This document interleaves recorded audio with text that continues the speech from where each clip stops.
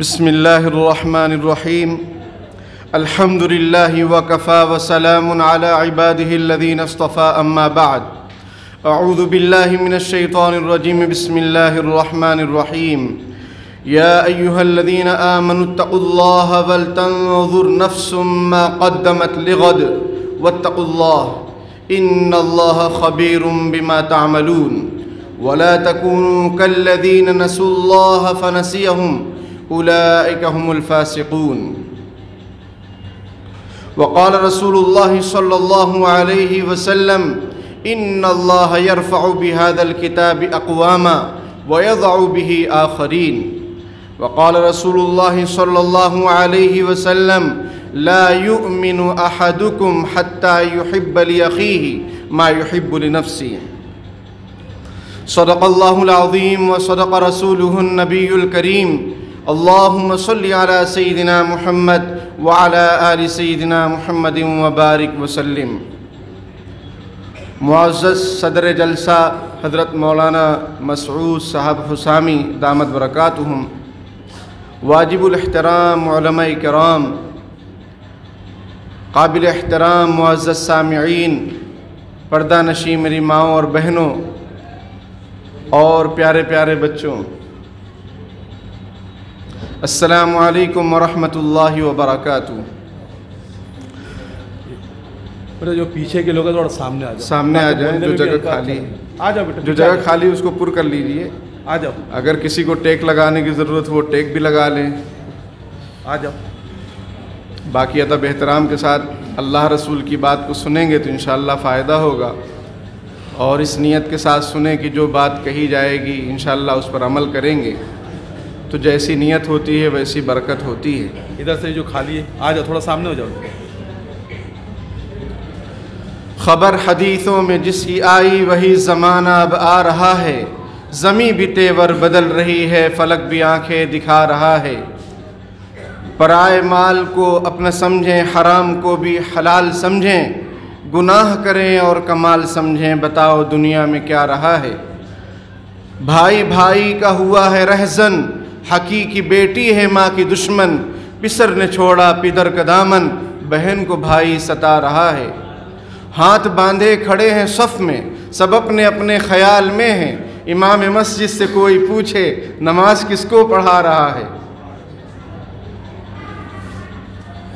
میرے بھائیوں اور بزرگوں، مقصد زندگی اللہ تعالیٰ کی بندگی، مقصد حیات اللہ تعالیٰ کی یاد۔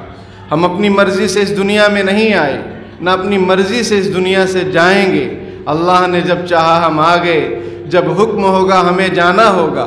اب عقل مندی کا تقاضا یہ ہے کہ جو بیچ کی زندگی ہے وہ رب العالمین کی مرضیات پر ہم گزاریں، جس کی مرضی سے ہم آئے، جس کی مرضی سے، جس کے حکم سے ہم جائیں گے۔ لائی حیات آئی قضا لے چلی چلے، نہ اپنی خوشی آئے نہ اپنی خوشی چلے۔ تو عقل مندی کا تقاضا یہ ہے کہ بیچ کی جو زندگی ہے وہ اللہ رب العالمین کے مرضی اور منشا کے مطابق ہم گزاریں۔ نبی اکرم صلی اللہ علیہ وسلم نے اسی شخص کو عقل مند قرار دیا جس نے اپنے مقصد زندگی کو سمجھا۔ الکیس من دان نفسہ وعمل لما بعد الموت، عقل مند وہ ہے جو اپنے نفس کی نگرانی کرے، دیکھ بھال کرے کہ یہ کدھر جا رہا ہے، حلال کی طرف جا رہا ہے یا حرام کی طرف جا رہا ہے۔ اللہ اس عمل سے خوش ہوں گے یا اللہ ناراض ہوں گے، یا اس کو ایک ہی دھن سوار ہے۔ سب سے بڑا روگ کیا کہیں گے لوگ؟ الکیس من دان نفسہ وعمل لما بعد الموت، عقل مند شخص وہ ہے جو اپنے نفس کی نگرانی کرے اور مرنے کے بعد جو لامحدود زندگی ہے اس کی تیاری کرے۔ والعاجز من اتبع نفسه هواها وتمنى على الله، اور عاجز، کمزور، نادان وہ شخص ہے جو اپنی خواہشات کی پیروی کرے، اس کے پیچھے پڑا رہے۔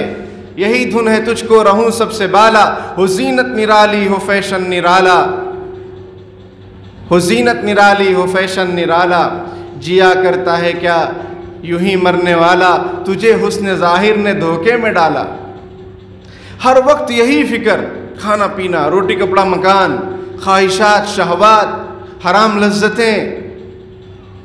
वलाजिज़ु मन अत्बा नफ्सहु हवाहा व तमन्ना अला अल्लाह, कमज़ोर नादान वो है, आखिरत में वो पछताएगा जो अपनी ख्वाहिशात के पीछे पड़ गया और मरने के बाद की ज़िंदगी को भूल गया और अल्लाह पर तमन्ना बांध रहा है। क्या किस तरह कि अल्लाह बड़े गफ़ूरुर रहीम है, माफ़ कर देंगे।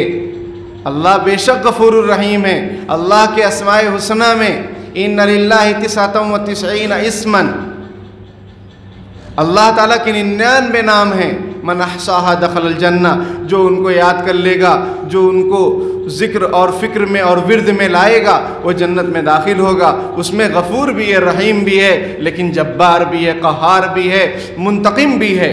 और कुरान साफ कहता है इन्ना मिनल मुजरिमीन मुंतक़िमून, कि हम मुजरिमीन से बदला लेंगे। कुरान साफ कहता है ज़हरल फ़सादु फ़िल बर्रि वल बहर बिमा कसबत ऐदिन नास, कि जो आपको फ़साद नज़र आ रहा है, जो तबाही नज़र आ रही है बहर बर में, खुश्की में और तरी में, इसकी वजह क्या है? इसकी वजह ये है लोगों के करतूत, हमारे और आपके अमाल, बुरे अमाल। और ये ऐसा क्यों है? और अल्लाह क्यों अपनी गिरफ्त में ले रहा है? लियुज़ीक़हुम बाज़ल्लज़ी आमिलू लअल्लहुम यरजिऊन, अल्लाह मज़ा चखा रहा है लोगों को परेशानी में, हालात में डालकर और जालिम हुक्मरानों को मुसल्लत करके, इसलिए ताकि लअल्लहुम यरजिऊन, ताकि अल्लाह की तरफ लौट आएँ। मेरे भाइयों, बुज़ुर्गों, हम अपने मकसद ज़िंदगी को समझें, गौर करें। कुरान कहता है या अय्युहल्लज़ीना आमनुत्तक़ुल्लाह, ऐ ईमान वालों तक़वा इख्तियार करो, अल्लाह से डरो। तक़वा किसे कहते हैं? तक़वा उन कामों को कहते हैं कि जिनसे अल्लाह खुश होता है, उन कामों को किया जाए और उन कामों से बचा जाए जिससे अल्लाह और उसके रसूल नाराज़ होते हों। यही तक़वा है। तक़वा का माना बचना।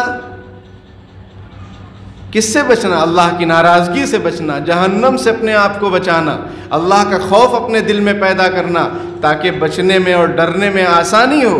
जब एक बच्चा देखता है कि सर देख रहे हैं तो वो शरारत नहीं करता है। अलम यअलम बिअन्नल्लाह यरा, क्या इंसान ये सोचता है कि उसको कोई देखता नहीं है? अयहसबु अल्लम यरहु अहद, क्या इंसान को ये गुमान है कि उसको कोई देखने वाला नहीं है? जो करता है तो छुप के अहले जहां से, कोई देखता है तुझे आसमां से, कोई देखता है तुझे आसमां से। इन्ना रब्बका लबिल मिरसाद, बेशक तेरा रब घात में है। जिस तरीके से एक शिकारी अपने शिकार पर जब हमला करना होता है, चाहे वो बंदूक के ज़रिए से हो, चाहे वो तीर के ज़रिए से हो, तो वो मुकम्मल पोजीशन बनाता है और उसकी मुकम्मल निगाह शिकार पर होती है। उसको कहते हैं घात में बैठना। इन्ना रब्बका लबिल मिरसाद, बेशक तेरा रब भी घात में है, तेरे घात में है कि तू क्या कर रहा है, तेरी सुबह शाम कैसे हो रही है, तेरी बातें क्या हो रही है।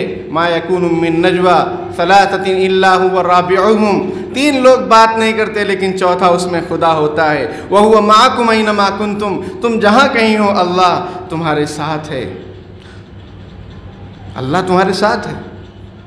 ये ख्याल हमारे दिलों के अंदर पैदा होना चाहिए मेरे भाइयों, तभी नेकी आसान होगी, तभी गुनाहों से बचना आसान होगा। अल्लाह का डर, अल्लाह का खौफ, अल्लाह का शौक़, अल्लाह की मोहब्बत, अल्लाह की मारिफत जब दिल में आएगी तो सारी चीज़ें जो करनी हैं, जो हमारी ड्यूटीज़ हैं, जो जिम्मेदारियां हैं, वो अच्छे अंदाज से हम अदा करेंगे। और अगर अल्लाह का खौफ और शौक़ नहीं है तो फिर हर चीज़ में हम डंडी मारेंगे। हमारे अंदर, हमारे और फ़िरक़े बातिला या मज़हब बातिला या दीगर अदियान, दुनिया के जो भी मज़हब हैं, उसमें फ़र्क ये है, फ़र्क यही है कि हमें एहसास इस बात का है कि मरने के बाद हिसाब देना है। और दूसरे जितने धर्म वाले हैं उनको कोई टेंशन नहीं है, 4 दिन की ज़िंदगी है, ऐश करो, मज़े करो, मर गए ख़त्म। उनका ये नज़रिया है, उनका ये अक़ीदा है, या थोड़ा बहुत ये है کہ اچھے کرم ہوں گے تو دوسرا جنم ہوگا تو اس میں اچھا انسان بنیں گے، اگر برے کرم ہوں گے تو دوسرے جنم میں کوئی جانور بن جائیں گے، کتا بلی بن جائیں گے، جیسے اعمال ہوگے ویسے۔ آواگمن کا عقیدہ ان کا ہے، ہمارا تو یہ ہے، ہمیں یہ سبق دیا گیا شروع کے اندر ہی، جہاں پر اللہ رب العالمین نے اپنا انٹروڈکشن کرایا، الحمدللہ رب العالمین، تمام تعریفیں اس رب کے لیے ہیں جو تمام جہانوں کو پالتا ہے، پوستا ہے، اور اس کے حساب سے جس کو جس چیز کی ضرورت ہے وہ چیز اللہ تعالیٰ فراہم کرتے ہیں، اسی کو رب کہتے ہیں، تو رب العالمین ہے۔ پھر اللہ نے اپنا انٹروڈکشن کرایا، اپنا تعارف کرایا، تاکہ لوگوں کو اللہ سے وحشت نہ ہو، اللہ سے محبت ہو، کیونکہ اللہ تو ماؤں سے زیادہ محبت کرنے والے ہیں۔ الرحمن الرحیم، وہ بڑا مہربان نہایت رحم کرنے والا ہے۔ اس کے بعد ہے مالک یوم الدین، وہ روز جزا کا مالک ہے۔ یہ احساس اور یہ عقیدہ ہمیں دیا گیا کہ تمہیں مرنا ہے اور حساب دینا ہے۔ یہ ہم میں اور دیگر دھرم والوں کے اندر فرق ہے، ہمارے اور ان کے اندر۔ وہ جو کرنا ہے وہ کر رہے ہیں، ان کا جو دل چاہ رہا ہے وہ کر رہے ہیں۔ فرائیت من اتخذ الہہ ہوا، کیا آپ نے نہیں دیکھا اس شخص کو جس نے اپنی خواہشات کو، اپنے نفس کو ہی اپنا معبود بنا رکھا ہے؟ ہمارا تو لا الہ الا اللہ، نہیں ہے کوئی معبود سوائے اللہ تعالیٰ کے، ہمارا معبود تو اللہ ہے۔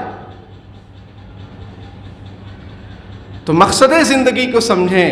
قرآن کہتا ہے وَلْتَنْظُرْ نَفْسٌ مَا قَدَّمَتْ لِغَدٍ، غور کرو کل کے لیے کیا تم نے بھیجا، کیا تیاری کی ہے تم نے۔ الدنیا مزرعۃ الآخرہ، دنیا آخرت کی کھیتی ہے، جو بو گے وہ کاٹو گے۔ یہ کبھی نہیں ہو سکتا ہے کہ کوئی گیہوں بوئے اور چاول کاٹ لے، یہ کبھی نہیں ہو سکتا ہے۔ یہ جب دنیا کا دستور ہے تو اچھے اعمال اگر ہم نہ کریں اور امید رکھیں اللہ تعالیٰ سے تو یہ سراسر دھوکہ ہے، یہ سراسر دھوکہ ہے۔ پچھتاوا ہوگا قیامت کے دن، لیکن وہ پچھتاوے سے کوئی فائدہ نہیں ہوگا۔ آدمی مہلت مانگے گا موت کے وقت، حتیٰ اذا جاءہم الموت قال رب ارجعون، جب موت آئے گی کہے گا اے اللہ مجھے ذرا واپس جانے دیجئے، لعلی اعمل صالحا، تاکہ میں بہت نیک عمل کروں۔ کلا، اللہ تعالیٰ فرمائیں گے ہرگز نہیں۔ قیامت کے دن بھی لوگ یہ کہیں گے، جب سب کچھ دیکھ لیں گے اپنے آنکھوں سے عذاب کو، تو کہیں گے ربنا ابصرنا وسمعنا فرجعنا نعمل صالحا انا موقنون، کہ ہمیں لوٹا دیجئے، ہم نے دیکھ لیا سمجھ لیا، اب ہمیں واپس کر دیجئے، ہم بہت نیک عمل کریں گے۔ اللہ تعالیٰ فرمائیں گے نہیں، تم نے اس دن کو، اس ملاقات کو تم نے بھلا رکھا تھا۔ وَمَنْ كَانَ فِي هَذِهِ أَعْمَى فَهُوَ فِي الْآخِرَةِ أَعْمَى وَأَضَلُّ سَبِيلًا، کہ جو اس دنیا میں اندھا بنا رہے گا قرآن سے، حدیث سے، علماء سے، مساجد سے، دینی تحریکوں سے، دینی تنظیموں سے، اللہ رسول کی باتوں سے، جو اس دنیا میں اندھا بنا رہے گا آخرت میں تو اس سے بھی خطرناک وہ اندھا ہوگا، وہ آخرت میں بھی اندھا رہے گا۔ وَمَنْ أَعْرَضَ عَنْ ذِكْرِي فَإِنَّ لَهُ مَعِيشَةً ضَنْكًا، جو ہمارے ذکر سے اعراض کریں گے، جو ہماری یاد سے منہ موڑیں گے، جو ہمارے قرآن سے پہلو تہی کریں گے، ان کی زندگی کو ہم تنگ کر دیں گے۔ اللہ تعالیٰ کا فرمان ہے فَإِنَّ لَهُ مَعِيشَةً ضَنْكًا، اس کی زندگی کو ہم دوبھر کر دیں گے۔ آج کیا وجہ ہے کہ ہم پریشان حال ہیں؟ آج کیا وجہ ہے کہ ہمیں ملک سے نکالنے کی باتیں کی جا رہی ہیں، ہمیں ختم کرنے کی سازشیں کی جا رہی ہیں؟ ہمارے اندر آپسی بگاڑ ہے، ہمارے اندر آپسی اختلافات ہیں، چین و سکون نام کی کوئی چیز ہمیں نظر نہیں آ رہی ہے۔ جو کچھ آ رہا ہے کچھ جل رہا ہے ایسا لگ رہا ہے، تھوڑا پانی دیجیے۔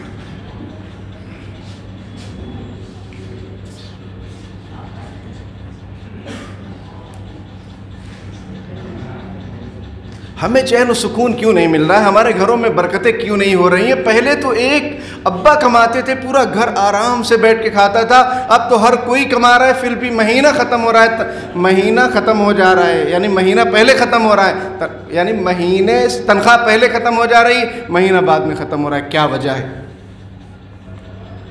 وجہ یہ ہے کہ ہم نے قرآن سے منہ موڑ لیا، ہم نے نماز سے منہ موڑ لیا۔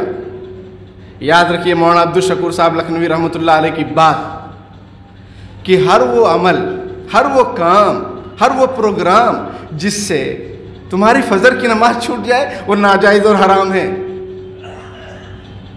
آج مشاعرے ہو رہے ہیں، قوالیاں ہو رہی ہیں، اور ایسے ایسے جلسے ہو رہے ہیں جو 12 1 بجے 2 بجے 3 بجے ختم ہو رہے ہیں، لوگ فجر کی نماز چھوڑ رہے ہیں۔ یہ جائز نہیں ہے، تو حرام ہے۔ میرے بھائیوں، قرآن صاف کہتا ہے اللہ رب العالمین بے نیاز ہیں، واللہ الغنی واللہ الغنی وانتم الفقراء، اللہ بے نیاز ہے، ہم منگتے لوگ ہیں، ہم محتاج ہیں۔ ہمیں اللہ کی رحمت کی ضرورت ہے، مغفرت کی ضرورت ہے، ہمیں سانس لینے کی ضرورت ہے، ہمیں پانی کی ضرورت ہے، ہر چیز کی ضرورت تو ہمیں۔ اور اللہ کا کرم یہ دیکھیے کہ اللہ فرماتے ہیں وَلَقَدْ كَرَّمْنَا بَنِي آدَمَ وَحَمَلْنَاهُمْ فِي الْبَرِّ وَالْبَحْرِ وَرَزَقْنَاهُمْ مِنَ الطَّيِّبَاتِ وَفَضَّلْنَاهُمْ عَلَى كَثِيرٍ مِّمَّنْ خَلَقْنَا تَفْضِيلًا، کہ ہم نے بنی آدم کو عزت بخشی ہے، اس کائنات کا دلہا حضرت انسان کو بنایا، ہمیں اور آپ کو بنایا، ہمیں اور آپ کو اشرف المخلوقات بنایا۔ خلق لکم ما فی الارض جمیعا، جتنی چیزیں جو ہمیں نظر آ رہی ہیں آسمان اور زمین میں، یہ سب ہمارے فائدے کے لیے ہیں۔ یہ جہاں تیرے لیے ہے اور تو خدا کے واسطے، لیکن ہمیں اور آپ کو کیوں بنایا؟ وَمَا خَلَقْتُ الْجِنَّ وَالْإِنسَ إِلَّا لِيَعْبُدُونَ، ہمیں اور آپ کو اللہ تعالیٰ نے اپنی عبادت کے لیے پیدا فرمایا ہے اور ہماری رہنمائی کے لیے۔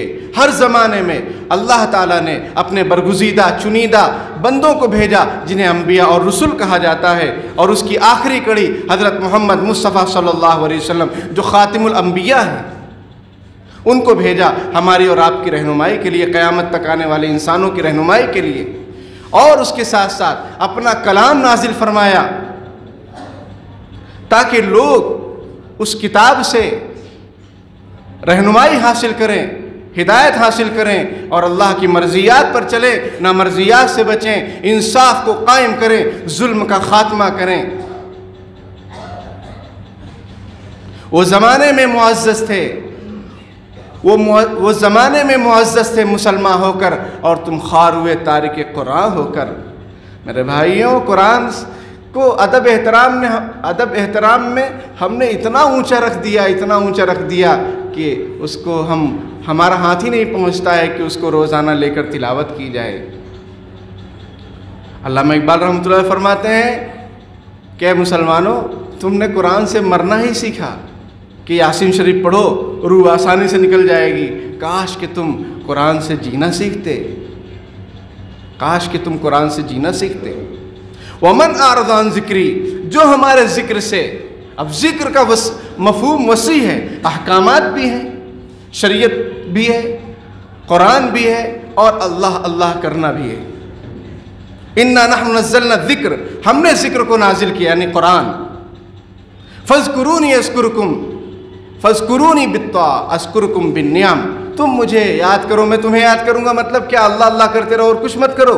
نہیں، مجھے یاد کرو میری عبادت کے ذریعے سے، میری اطاعت کے ذریعے سے، میں تم کو یاد کروں گا نعمتوں کے ذریعے سے۔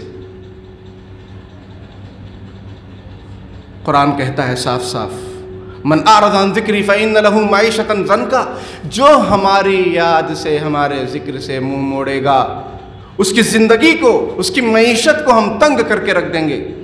وَنَحْشُرُهُ يَوْمَ الْقِيَامَةِ أَعْمَىٰ، قیامت کے دن اس کو نابینا اٹھائیں گے۔ قَالَ رَبِّ لِمَ حَشَرْتَنِي أَعْمَىٰ، وہ کہے گا اے اللہ آپ نے مجھے نابینا کیوں اٹھایا؟ وَقَدْ كُنْتُ بَصِيرًا، میں تو دنیا میں بینا تھا۔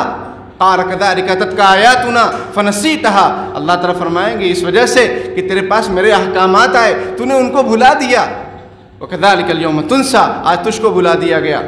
وَلَا تَكُونُوا كَالَّذِينَ نَسُوا اللَّهَ، ان لوگوں کی طرح مت بن جاؤ جنہوں نے اللہ کو بھلا دیا۔ فَنَسِيَهُمْ، اللہ نے ان کو بھلا دیا۔ أُولَٰئِكَ هُمُ الْفَاسِقُونَ، یہی لوگ حد سے گزرنے والے ہیں۔ ہم لوگوں کا حال کیا ہے؟ گھنٹوں ہم لوگ باتیں کرتے ہیں لیکن اللہ کو یاد نہیں کرتے، 5 منٹ بھی دھیان سے۔ خواتین گھنٹوں گھنٹوں تذکرہ کریں گی شاپنگ کی، شادیوں کی، لیکن ایک تسبیح نہیں پڑھ پاتی ہیں سبحان اللہ کی، ایک تسبیح نہیں پڑھ پاتی ہیں الحمدللہ کی، ایک تسبیح نہیں پڑھ پاتی لا الہ الا اللہ کی، ایک تسبیح نہیں پڑھ پاتی ہیں فخر موجودات سرور کائنات حضرت محمد مصطفیٰ صلی اللہ علیہ وسلم پر درود و سلام کی ایک تسبیح نہیں پڑھ پاتے ہم لوگ۔ کیا زندگی ہے، کیا زندگی ہے۔ تو برائے بندگی ہے یاد رکھ، بہر صرف گندگی ہے یاد رکھ، چند روزہ زندگی ہے یاد رکھ، ورنہ پھر شرمندگی ہے یاد رکھ، ایک دن مرنا ہے آخر موت ہے، کر لے جو کرنا ہے آخر موت ہے،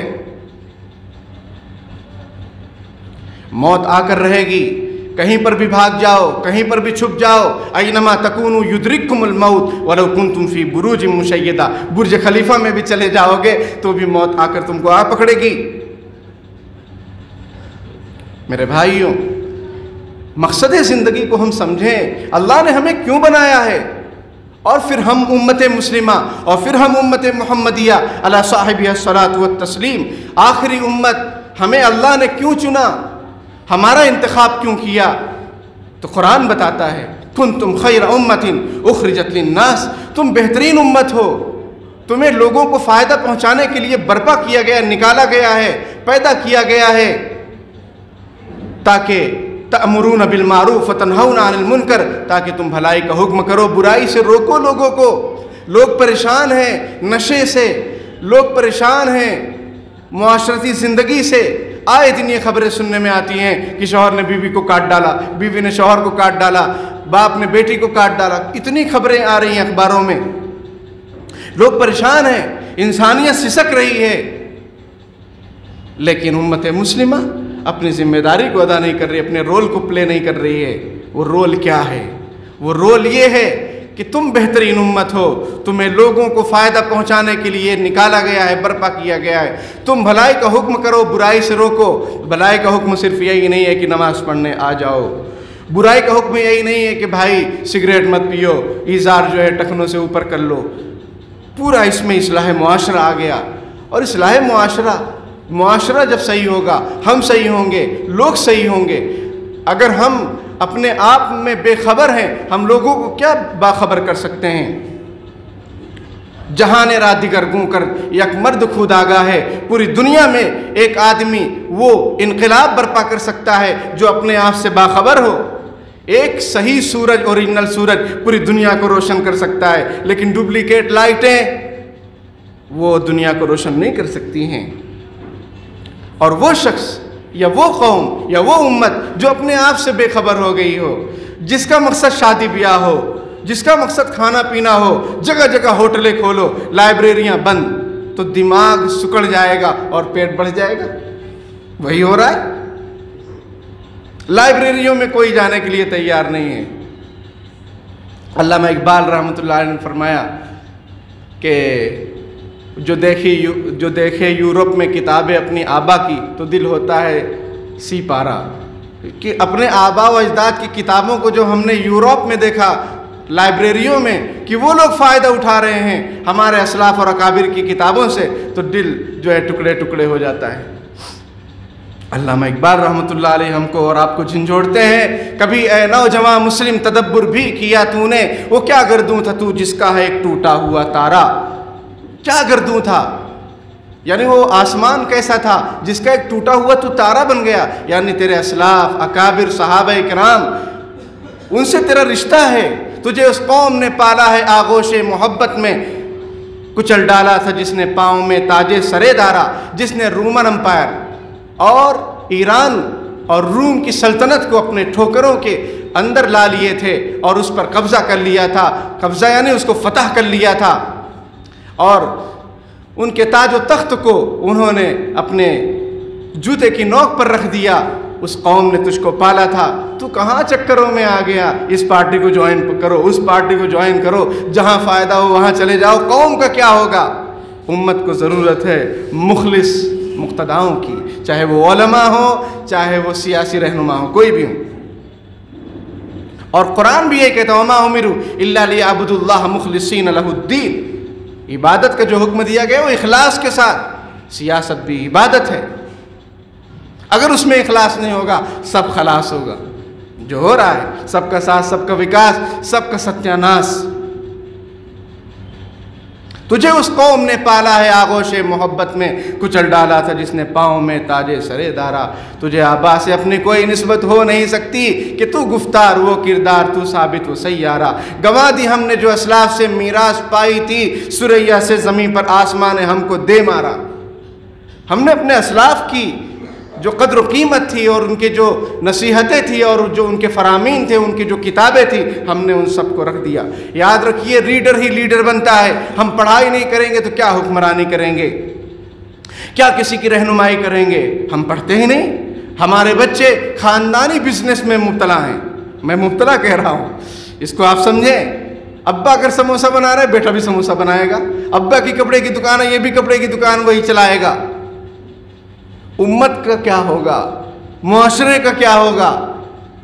کرپٹ لوگوں سے اور بے حیا قسم کے انسانوں سے دنیا سسک رہی ہے، ظالموں سے دھرتی کانپ رہی ہے، لہو لہان ہو رہی ہے۔ کبھی اس کو مار دیا، کبھی اس کو مار دیا، کبھی اس کو قتل کر دیا۔ انصاف کیسے قائم ہوگا؟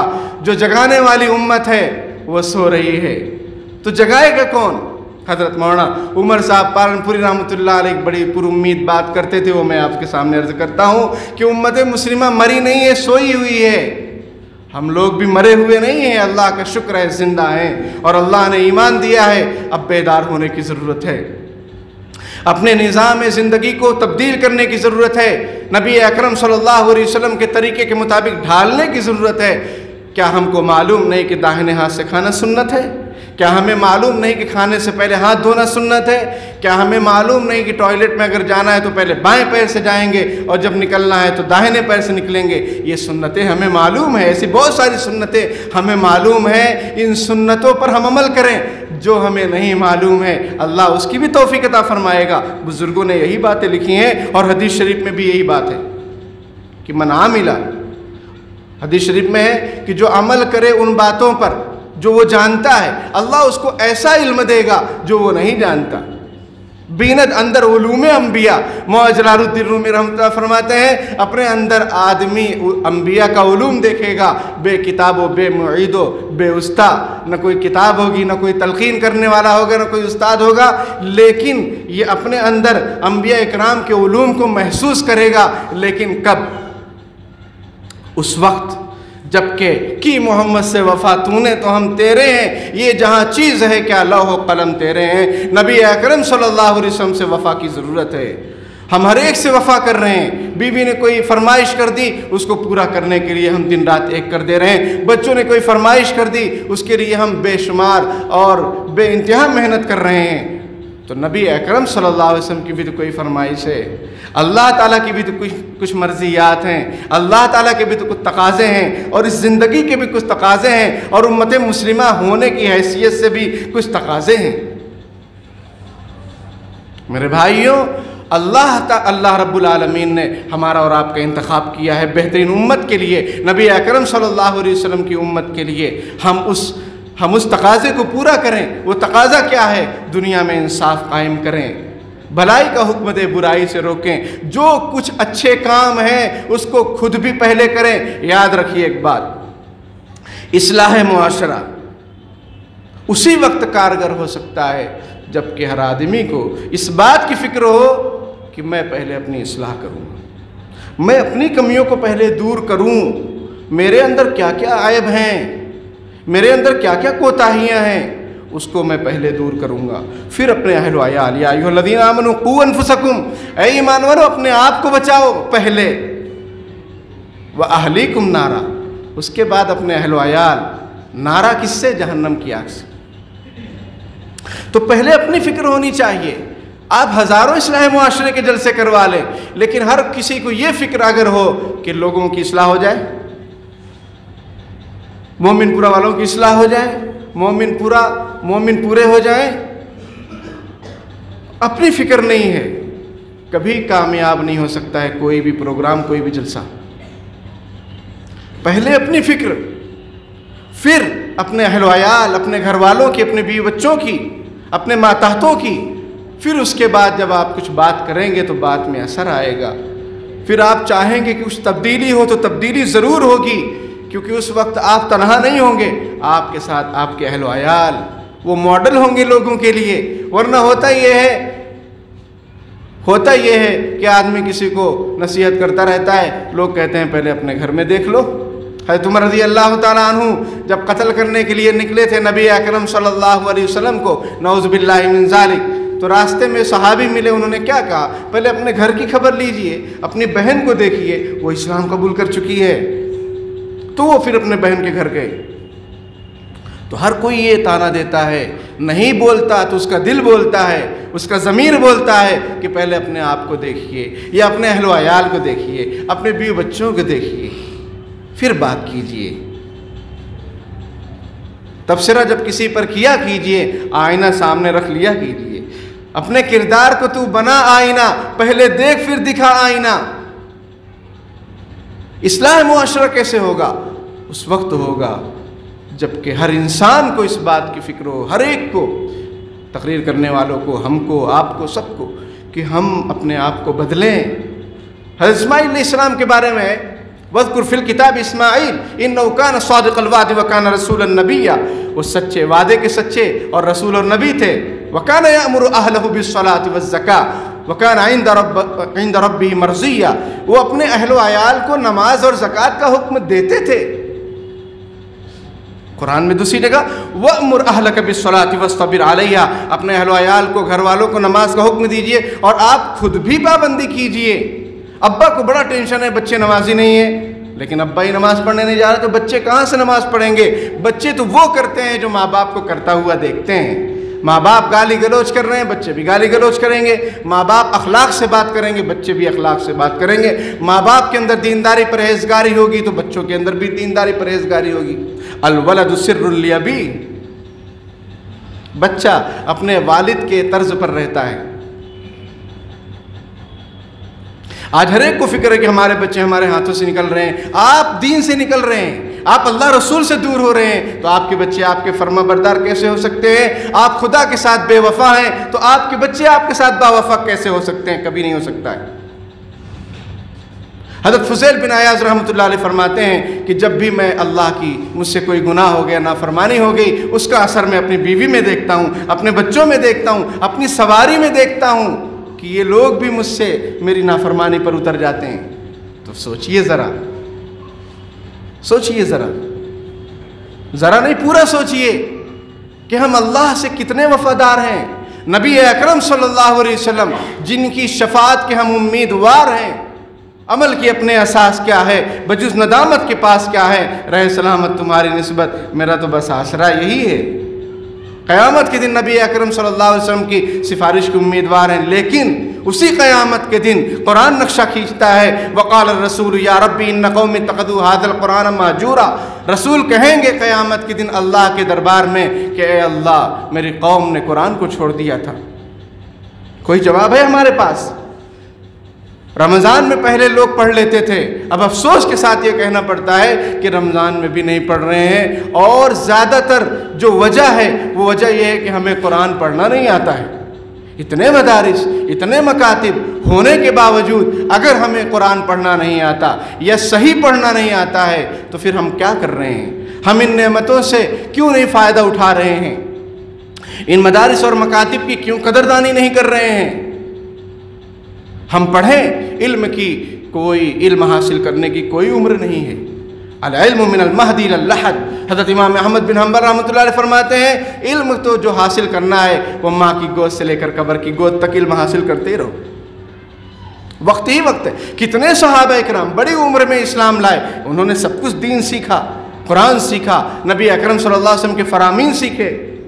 اگر ہم 50 سال کے ہو گئے تو کیا ہوا؟ ہمارے کتنے اکابر مشائخ کے بارے میں، علامہ رشید احمد گنگوہی کے بارے میں، حضرت مولانا عیسیٰ صاحب الہ آبادی رحمۃ اللہ علیہ کے بارے میں، حضرت مولانا قاسم نانوتوی رحمۃ اللہ علیہ کے بارے میں، مولانا فخر الدین صاحب مراد آبادی رحمۃ اللہ علیہ کے بارے میں، ان لوگوں نے بڑی بڑی عمر میں حفظ قرآن کیا۔ ہمارے اس شہر کے بھی ہیں مفتی نور اللہ صاحب، آپ نے جو حفظ کیا ہے، نور الحق صاحب نے 1 مہینے میں تقریباً انہوں نے قرآن کریم حفظ کر لیا۔ ہمت کرے تو کیا نہیں انسان کے بس میں، ایک کم ہمتی جو بے بسی معلوم ہوتی ہے۔ لا تیأسوا من روح اللہ، اللہ کی رحمت سے نا امید مت ہو۔ انہ لا یئس من روح اللہ الا القوم الکافرون، اللہ کی رحمت سے نا امید ہونے والے تو کافر حضرات ہیں۔ اللہ کو نہ ماننے والے لوگ اللہ سے نا امید ہوتے ہیں۔ قل یا عبادی الذین اسرفوا علی انفسہم لا تقنطوا من رحمت اللہ ان اللہ یغفر الذنوب جميعا انہ هو الغفور الرحیم۔ اے نبی آپ کہہ دیجئے میرے ان بندوں سے جنہوں نے اپنی ذات پر بہت زیادتی کر رکھی ہے کہ وہ اللہ کی رحمت سے نا امید نہ ہو، اللہ ان کے سارے گناہوں کو معاف فرما دے گا اور وہ تو بڑا بخشنے والا رحم کرنے والا ہے۔ کچھ صحابہ کرام کو یہ ٹینشن ہوئی کہ ہم نے تو بہت زیادہ گناہ کیے اور بہت زیادہ ظلم و ستم کیے، زنا کیے، بچوں کا قتل کیے، پتہ نہیں ہماری مغفرت ہوگی کہ نہیں ہوگی۔ یا کچھ لوگوں کو یہ ہوا کہ ہم اسلام لائیں گے تو اللہ معاف کرے گا کہ نہیں معاف کرے گا، تو یہ آیت نازل ہوئی۔ آپ کہہ دیجئے الاسلام یہدم ما کان قبلہ، نبی اکرم صلی اللہ علیہ وسلم نے ارشاد فرمایا اسلام سب کچھ تمام برائیوں اور گناہوں کو ختم کر دیتا ہے جو اسلام سے پہلے کی تھیں۔ جب آدمی مسلمان ہوتا ہے ایک دم پاک صاف، پیچھے کے سارے معاملات ڈیلیٹ آل، سب پورا ڈیلیٹ، کلیئر چیٹ۔ یہ اسلام کی خصوصیت ہے، یہ رب العالمین کی مہربانی ہے، یہ نبی اکرم صلی اللہ علیہ وسلم کی شفقت ہے۔ لیکن حضور کا ایک شکوہ بھی ہوگا قیامت کے دن کہ میری قوم نے قرآن کو چھوڑ دیا۔ آج ہم لوگوں نے بھی قرآن کو چھوڑ دیا۔ وہ زمانے میں معزز تھے مسلمان ہو کر اور تم خوار ہوئے تارک قرآن ہو کر۔ آج ہمارے اندر جو آپسی اختلافات، آپسی رنجشیں، گھروں میں نا اتفاقیاں، میاں بیوی کا نہ بننا، اولاد کی نافرمانی کی وجہ یہ ہے کہ ہم قرآن سے دور ہیں، اللہ کے کلام سے دور ہیں۔ اگر ہم قرآن پڑھیں، اس کو سمجھیں، کوئی وجہ نہیں ہے کہ ہمارے اندر دلوں میں محبت نہ ہو، گھروں میں برکت نہ ہو، کوئی وجہ نہیں۔ حضرت مفتی سعید احمد پالنپوری نور اللہ مرقدہ ارشاد فرماتے ہیں کہ گھروں میں جو بیماریاں ہیں، کسی کو ماما آ رہا ہے، کسی کو سواری آ رہی ہے، کسی کو جنات آ رہے ہیں، کوئی جھوم رہا ہے برابر، سمجھ میں آئی بات؟ اس کی وجہ یہ ہے کہ گھروں میں زور سے قرآن پڑھنے کا سلسلہ ہی بند کر دیا گیا۔ جب قرآن پڑھا ہی نہیں جائے گا زور سے تو اللہ کی رحمت کیسے نازل ہوگی؟ جب قرآن پڑھا ہی نہیں جائے گا تو خبیث شیاطین اور جنات کیسے گھروں سے بھاگیں گے؟ اور اب تو ہر گھر میں اٹیش کا سلسلہ ہے، لیٹرین باتھ روم وغیرہ رہتے ہیں، وہ ناپاکی کی جگہیں ہوتی ہیں، تو یہ تو سب ہم دعا کیا پڑھتے ہیں؟ اللہم انی اعوذ بک، بسم اللہ بھی پڑھنا چاہیے۔ اس کی وجہ سے شیطان اور خبیث جنات وغیرہ ہماری سطر کو نہیں دیکھ سکیں گے۔ یہ حضرت علی رضی اللہ تعالیٰ عنہ سے مروی ہے، بسم اللہ اللہم انی اعوذ بک من الخبث والخبائث، کہ اللہ میں آپ کی پناہ اور سیکورٹی چاہتا ہوں خبیث جناتوں، جو مرد ہیں، جو عورتیں ہیں، جو کچھ بھی ہیں، سب سے پناہ چاہتا ہوں، سب کی پناہ چاہتا ہوں آپ سے، کیونکہ وہ ان کا اڈا ہے، ہر گھر میں بنا ہوا ہے۔ اب قرآن پڑھا نہیں جا رہا ہے اور پریشانیاں، یہ باپو، یہ عامل، وہ عامل۔ سب سے بڑا تعویذ شریعت پر عمل ہے، سب سے بڑا تعویذ شریعت پر عمل ہے۔ بیویاں باباؤں کے چکر کاٹ رہی ہیں کہ شوہر ہماری مانتا نہیں، شوہر جو ہے باباؤں کے چکر کاٹ رہا ہے کہ بیوی ہماری سنتی نہیں۔ آپ شریعت پر عمل کیجئے، اللہ محبت ڈال دے گا۔ کیوں؟ اس لیے کہ محبت ادھر سے آتی ہے اور نفرت بھی ادھر سے آتی ہے۔ حدیث شریف ہے جس کا مختصراً میں عرض کروں کہ اللہ جب کسی بندے سے محبت فرماتا ہے، حضرت جبریل علیہ السلام سے کہتا ہے میں محبت کرتا ہوں، تم بھی کرو، آسمان میں ندا لگا دو کہ سب لوگ اس بندے سے محبت کریں۔ ثم یوضع لہ القبول فی الارض، پھر زمین میں قبولیت رکھ دی جاتی ہے، جہاں جاتا ہے لوگ اس کو چاہتے ہیں، پسند کرتے ہیں، محبت کرتے ہیں۔ کیوں؟ اللہ نے قبولیت رکھ دی ہے۔ اور اگر نافرمانی ہو، اللہ سے بغاوت ہو، تو اللہ تعالیٰ فرماتے ہیں میں اس بندے سے نفرت کرتا ہوں، تم بھی نفرت کرو، آسمان میں اعلان کروا دو، آسمانوں میں، اور پھر ثم یوضع لہ البغضاء فی الارض، پھر زمین کے اندر بغض یعنی نفرت اس لوگوں کے دلوں میں ڈال دی جاتی ہے۔ وہ کتنا بھی بڑا کام کرے، کیسا بھی رہے، کتنا بھی اچھا ڈریس پہن لے، لوگ اس کو پسند نہیں کرتے ہیں، لائک نہیں کرتے ہیں۔ بہت سارے منتریوں جنتریوں کو ہم لوگ جانتے ہیں کہ بالکل اچھے نہیں لگتے ہیں۔ کیوں؟ اللہ نے رکھ دی ہے ان کے لیے بغض زمین میں، اللہ نے محبت رکھ دی ہے تو ہم لوگ کسی پر فدا ہونا چاہتے ہیں، اور اللہ نے بغض رکھ دیا ہے تو کسی کو ہم دیکھنا بھی پسند نہیں کرتے ہیں۔ تو میری ماں اور بہنوں، خاص طور پر آپ باباؤں کے چکر میں مت پڑیے، مزاروں پر مت جائیے۔ وہ بزرگان دین شریعت اور سنت پر عمل کر کے گئے ہیں، آپ تو فرض نمازوں کو چھوڑ رہی ہیں، اللہ کی رحمت کہاں سے حاصل ہوگی آپ کو؟ آپ سجدہ کر رہی ہیں جا کے، جو کہ کھلم کھلا شرک ہے۔ سجدہ اگر کسی کو اجازت ہوتی تو رسول اللہ صلی اللہ علیہ وسلم نے ارشاد فرمایا کہ میں بیویوں کو کہتا ہوں اپنے خاوندوں کو سجدہ کریں۔ اس سے ایک بات اور بھی سمجھ میں آئی کہ میاں بیوی کا جو رشتہ ہے وہ احترام اور رسپیکٹ والا رشتہ ہے، ایک دوسرے کی عزت کریں۔ میں نے غور کیا تو ہماری جو زندگی ہے وہ 3 حصوں میں ہے۔ ایک انفرادی، اکیلے، تو اکیلے کیسے رہیں؟ وَهُوَ مَعَكُمْ أَيْنَمَا كُنْتُمْ، اس خیال کے ساتھ رہیں کہ خدا میرے ساتھ ہے، اللہ میرے ساتھ ہے، اللہ معی، اللہ میرے ساتھ ہے، فرشتے میرے ساتھ ہیں، وہ سب لکھ رہے ہیں، دیکھ رہے ہیں۔ یہ زمین اور یہ ہمارے بدن کے اعضاء ہمارے ساتھ ہیں، اور یہ قیامت کے دن ہمارے خلاف ہی بول پڑیں گے۔ الْيَوْمَ نَخْتِمُ عَلَىٰ أَفْوَاهِهِمْ وَتُكَلِّمُنَا أَيْدِيهِمْ وَتَشْهَدُ أَرْجُلُهُمْ بِمَا كَانُوا يَكْسِبُونَ۔ قیامت کے دن ہم ان کے منہ پر مہر لگا دیں گے، کیونکہ انسان جھٹلائے گا اللہ رب العالمین کو بھی کہ نہیں میں نے ایسا نہیں کیا، تو اللہ تعالیٰ مہر لگا دیں گے منہ پر، پھر یہ ہاتھ بات کریں گے کہ ہاں ہم نے کیا کیا کیا، پیر گواہی دیں گے کہ ہم کہاں کہاں گئے۔ تو یہ سب ہمارے خلاف ہی ہو جائیں گے۔ یہ سب اللہ کے خفیہ کیمرے ہیں۔ آدمی کو معلوم ہوتا ہے کیمرہ لگا ہوا ہے مال کے اندر، وہ کوئی چیز اٹھا کر جیب میں نہیں ڈالتا ہے، اس کو اس بات کا احساس ہے کہ اوپر والا دیکھ رہا ہے، یعنی کیمرہ، لیکن اس بات کا احساس نہیں ہے کہ اس سے بھی اوپر اور اس سے بھی عظمت والی ایک چیز ہے، وہ رب العالمین ہے، وہ بھی تو ہر وقت ہمیں دیکھ رہا ہے۔ تو ہم کیوں اپنے بہنوں کا حصہ ماریں؟ کیوں میراث سے ان کو محروم کر دیں؟ کیوں بیوی پر ظلم و ستم کریں؟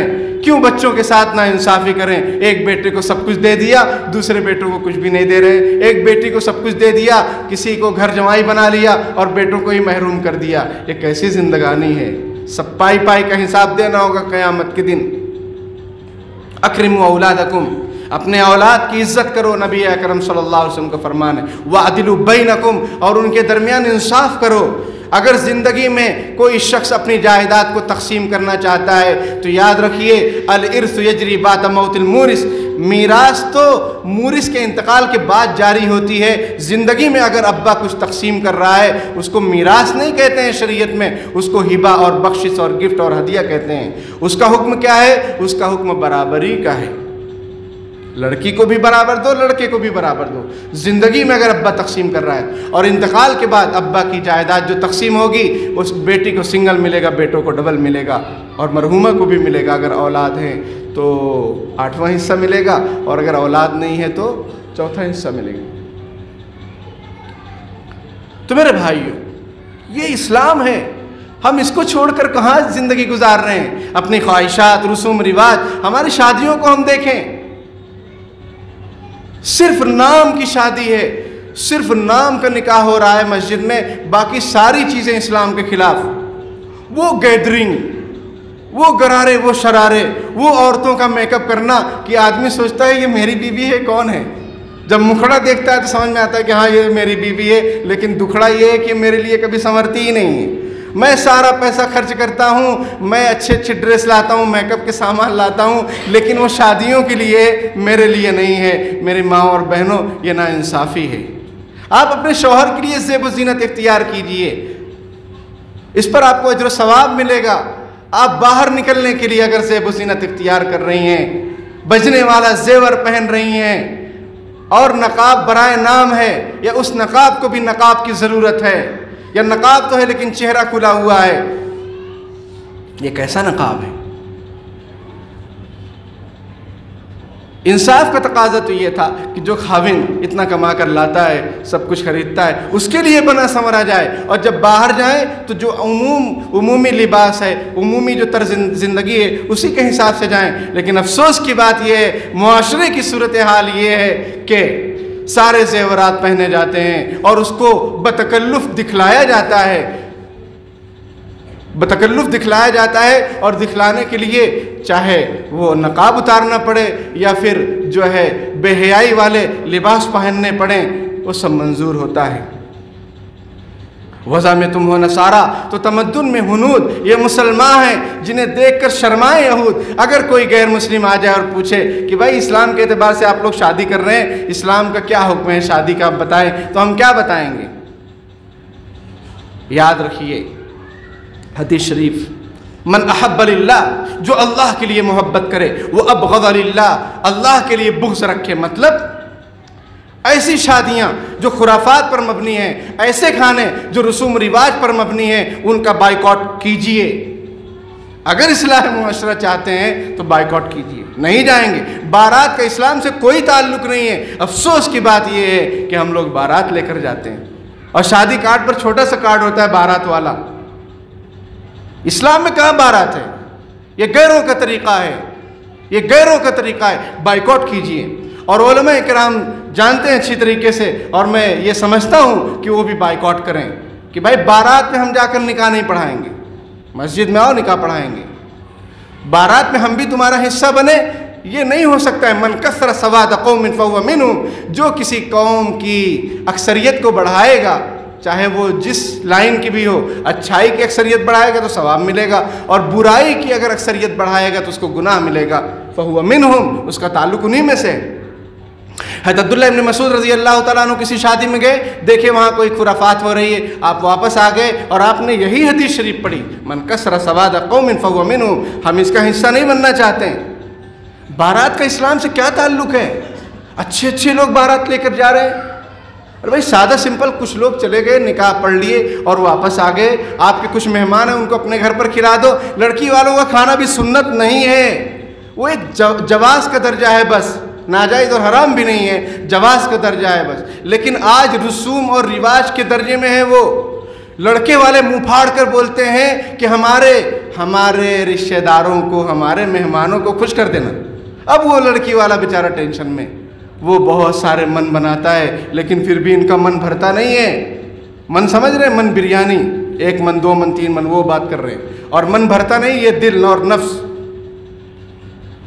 لڑکے والے اگر ہمت کر لیں خدا کے لیے تو یہ جو لڑکیاں اور خواتین ناجائز اور حرام تعلقات میں پھنس رہی ہیں یا بھاگ رہی ہیں، مرتد ہو رہی ہیں، یہ سب ختم ہو جائے گا انشاءاللہ۔ شادیوں کو ہم نے مشکل بنا رکھا ہے۔ وہ لڑکی دیکھ رہی میرے ابا کتنے من بنا پائیں گے، وہ ٹینشن میں ہے، کمائی کچھ ہے نہیں، چلو میں ہی اپنی پسند کا کوئی لڑکا ڈھونڈ لیتی ہوں اور کسی سے عشق معاشقہ کر لیتی ہوں۔ پھر وہ کسی غیر مسلم کے جال میں اگر پھنس گئی اور ان کی منصوبہ بندی مکمل چل رہی ہے، اور ان کی منصوبہ سازش مکمل چل رہی ہے، ان کی بچیوں کو لاؤ، کیا ہمیں معلوم نہیں ہے؟ سب معلوم ہے، اچھی طریقے سے معلوم ہے۔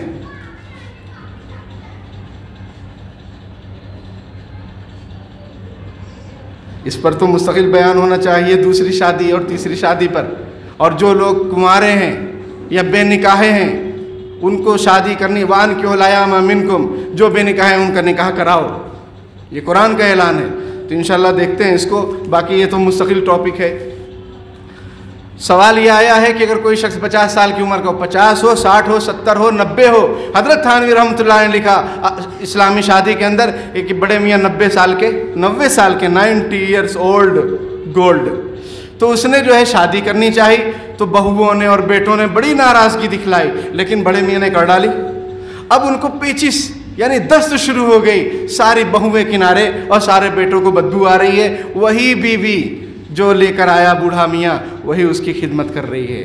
یاد رکھیے شادی کے متعدد فوائد ہیں، صرف ایک ہی مقصد نہیں ہے خواہشات، بہت سارے فائدے ہیں۔ یاد رکھیے کہ جن کی بیویوں کا انتقال ہو چکا اللہ ان کی مغفرت فرمائے، جن کی زندہ ہیں ان کی عمروں میں برکت دے، لیکن جو بے نکاحے ہیں وہ شادی کریں، کسی سے شرم نہ کریں، کسی سے شرم نہ کریں۔ آپ صحابہ کرام کو دیکھیے کتنی شادیاں انہوں نے کی، 1-2 کے سوا۔ حضرت ابو ذر غفاری رضی اللہ تعالیٰ عنہ اور حضرت عبداللہ ابن مسعود رضی اللہ تعالیٰ عنہ کے بارے میں ہے کہ ان لوگوں کی غالباً ایک بیوی تھی، باقی دوسرے 1,24,000 صحابہ کرام سب متعدد شادیوں والے تھے، کئی بیویاں رکھتے تھے، کئی مطلب 4 کے اندر۔ حضرت عبداللہ ابن مسعود رضی اللہ عنہ فرماتے ہیں کہ میری زندگی کے 10 دن باقی ہوں اور میری بیوی نہ ہو تو میں شادی کر لوں گا۔ کیوں؟ فتنے کے ڈر سے۔ آج نگاہوں کو پناہ ملنا مشکل ہے۔ حضرت مولانا حکیم اختر رحمۃ اللہ علیہ کا شعر ہے، بے پردہ حسینوں سے ہوا تنگ زمانہ، آنکھوں نے بھی شروع کر دیا اب دل کو ستانا۔ پوچھئے، اور جو یہ کہے کہ ہمیں کچھ ہوتا نہیں دیکھ کر، اس کو کسی حکیم سے رابطہ کرنے کی ضرورت کہ بھائی کیوں کچھ نہیں ہو رہا ہے۔ تو مرد ہے زُيِّنَ لِلنَّاسِ حُبُّ الشَّهَوَاتِ، یہ قرآن کہہ رہا ہے، اس کا انکار کون کر سکتا ہے؟ اور اگر کوئی شخص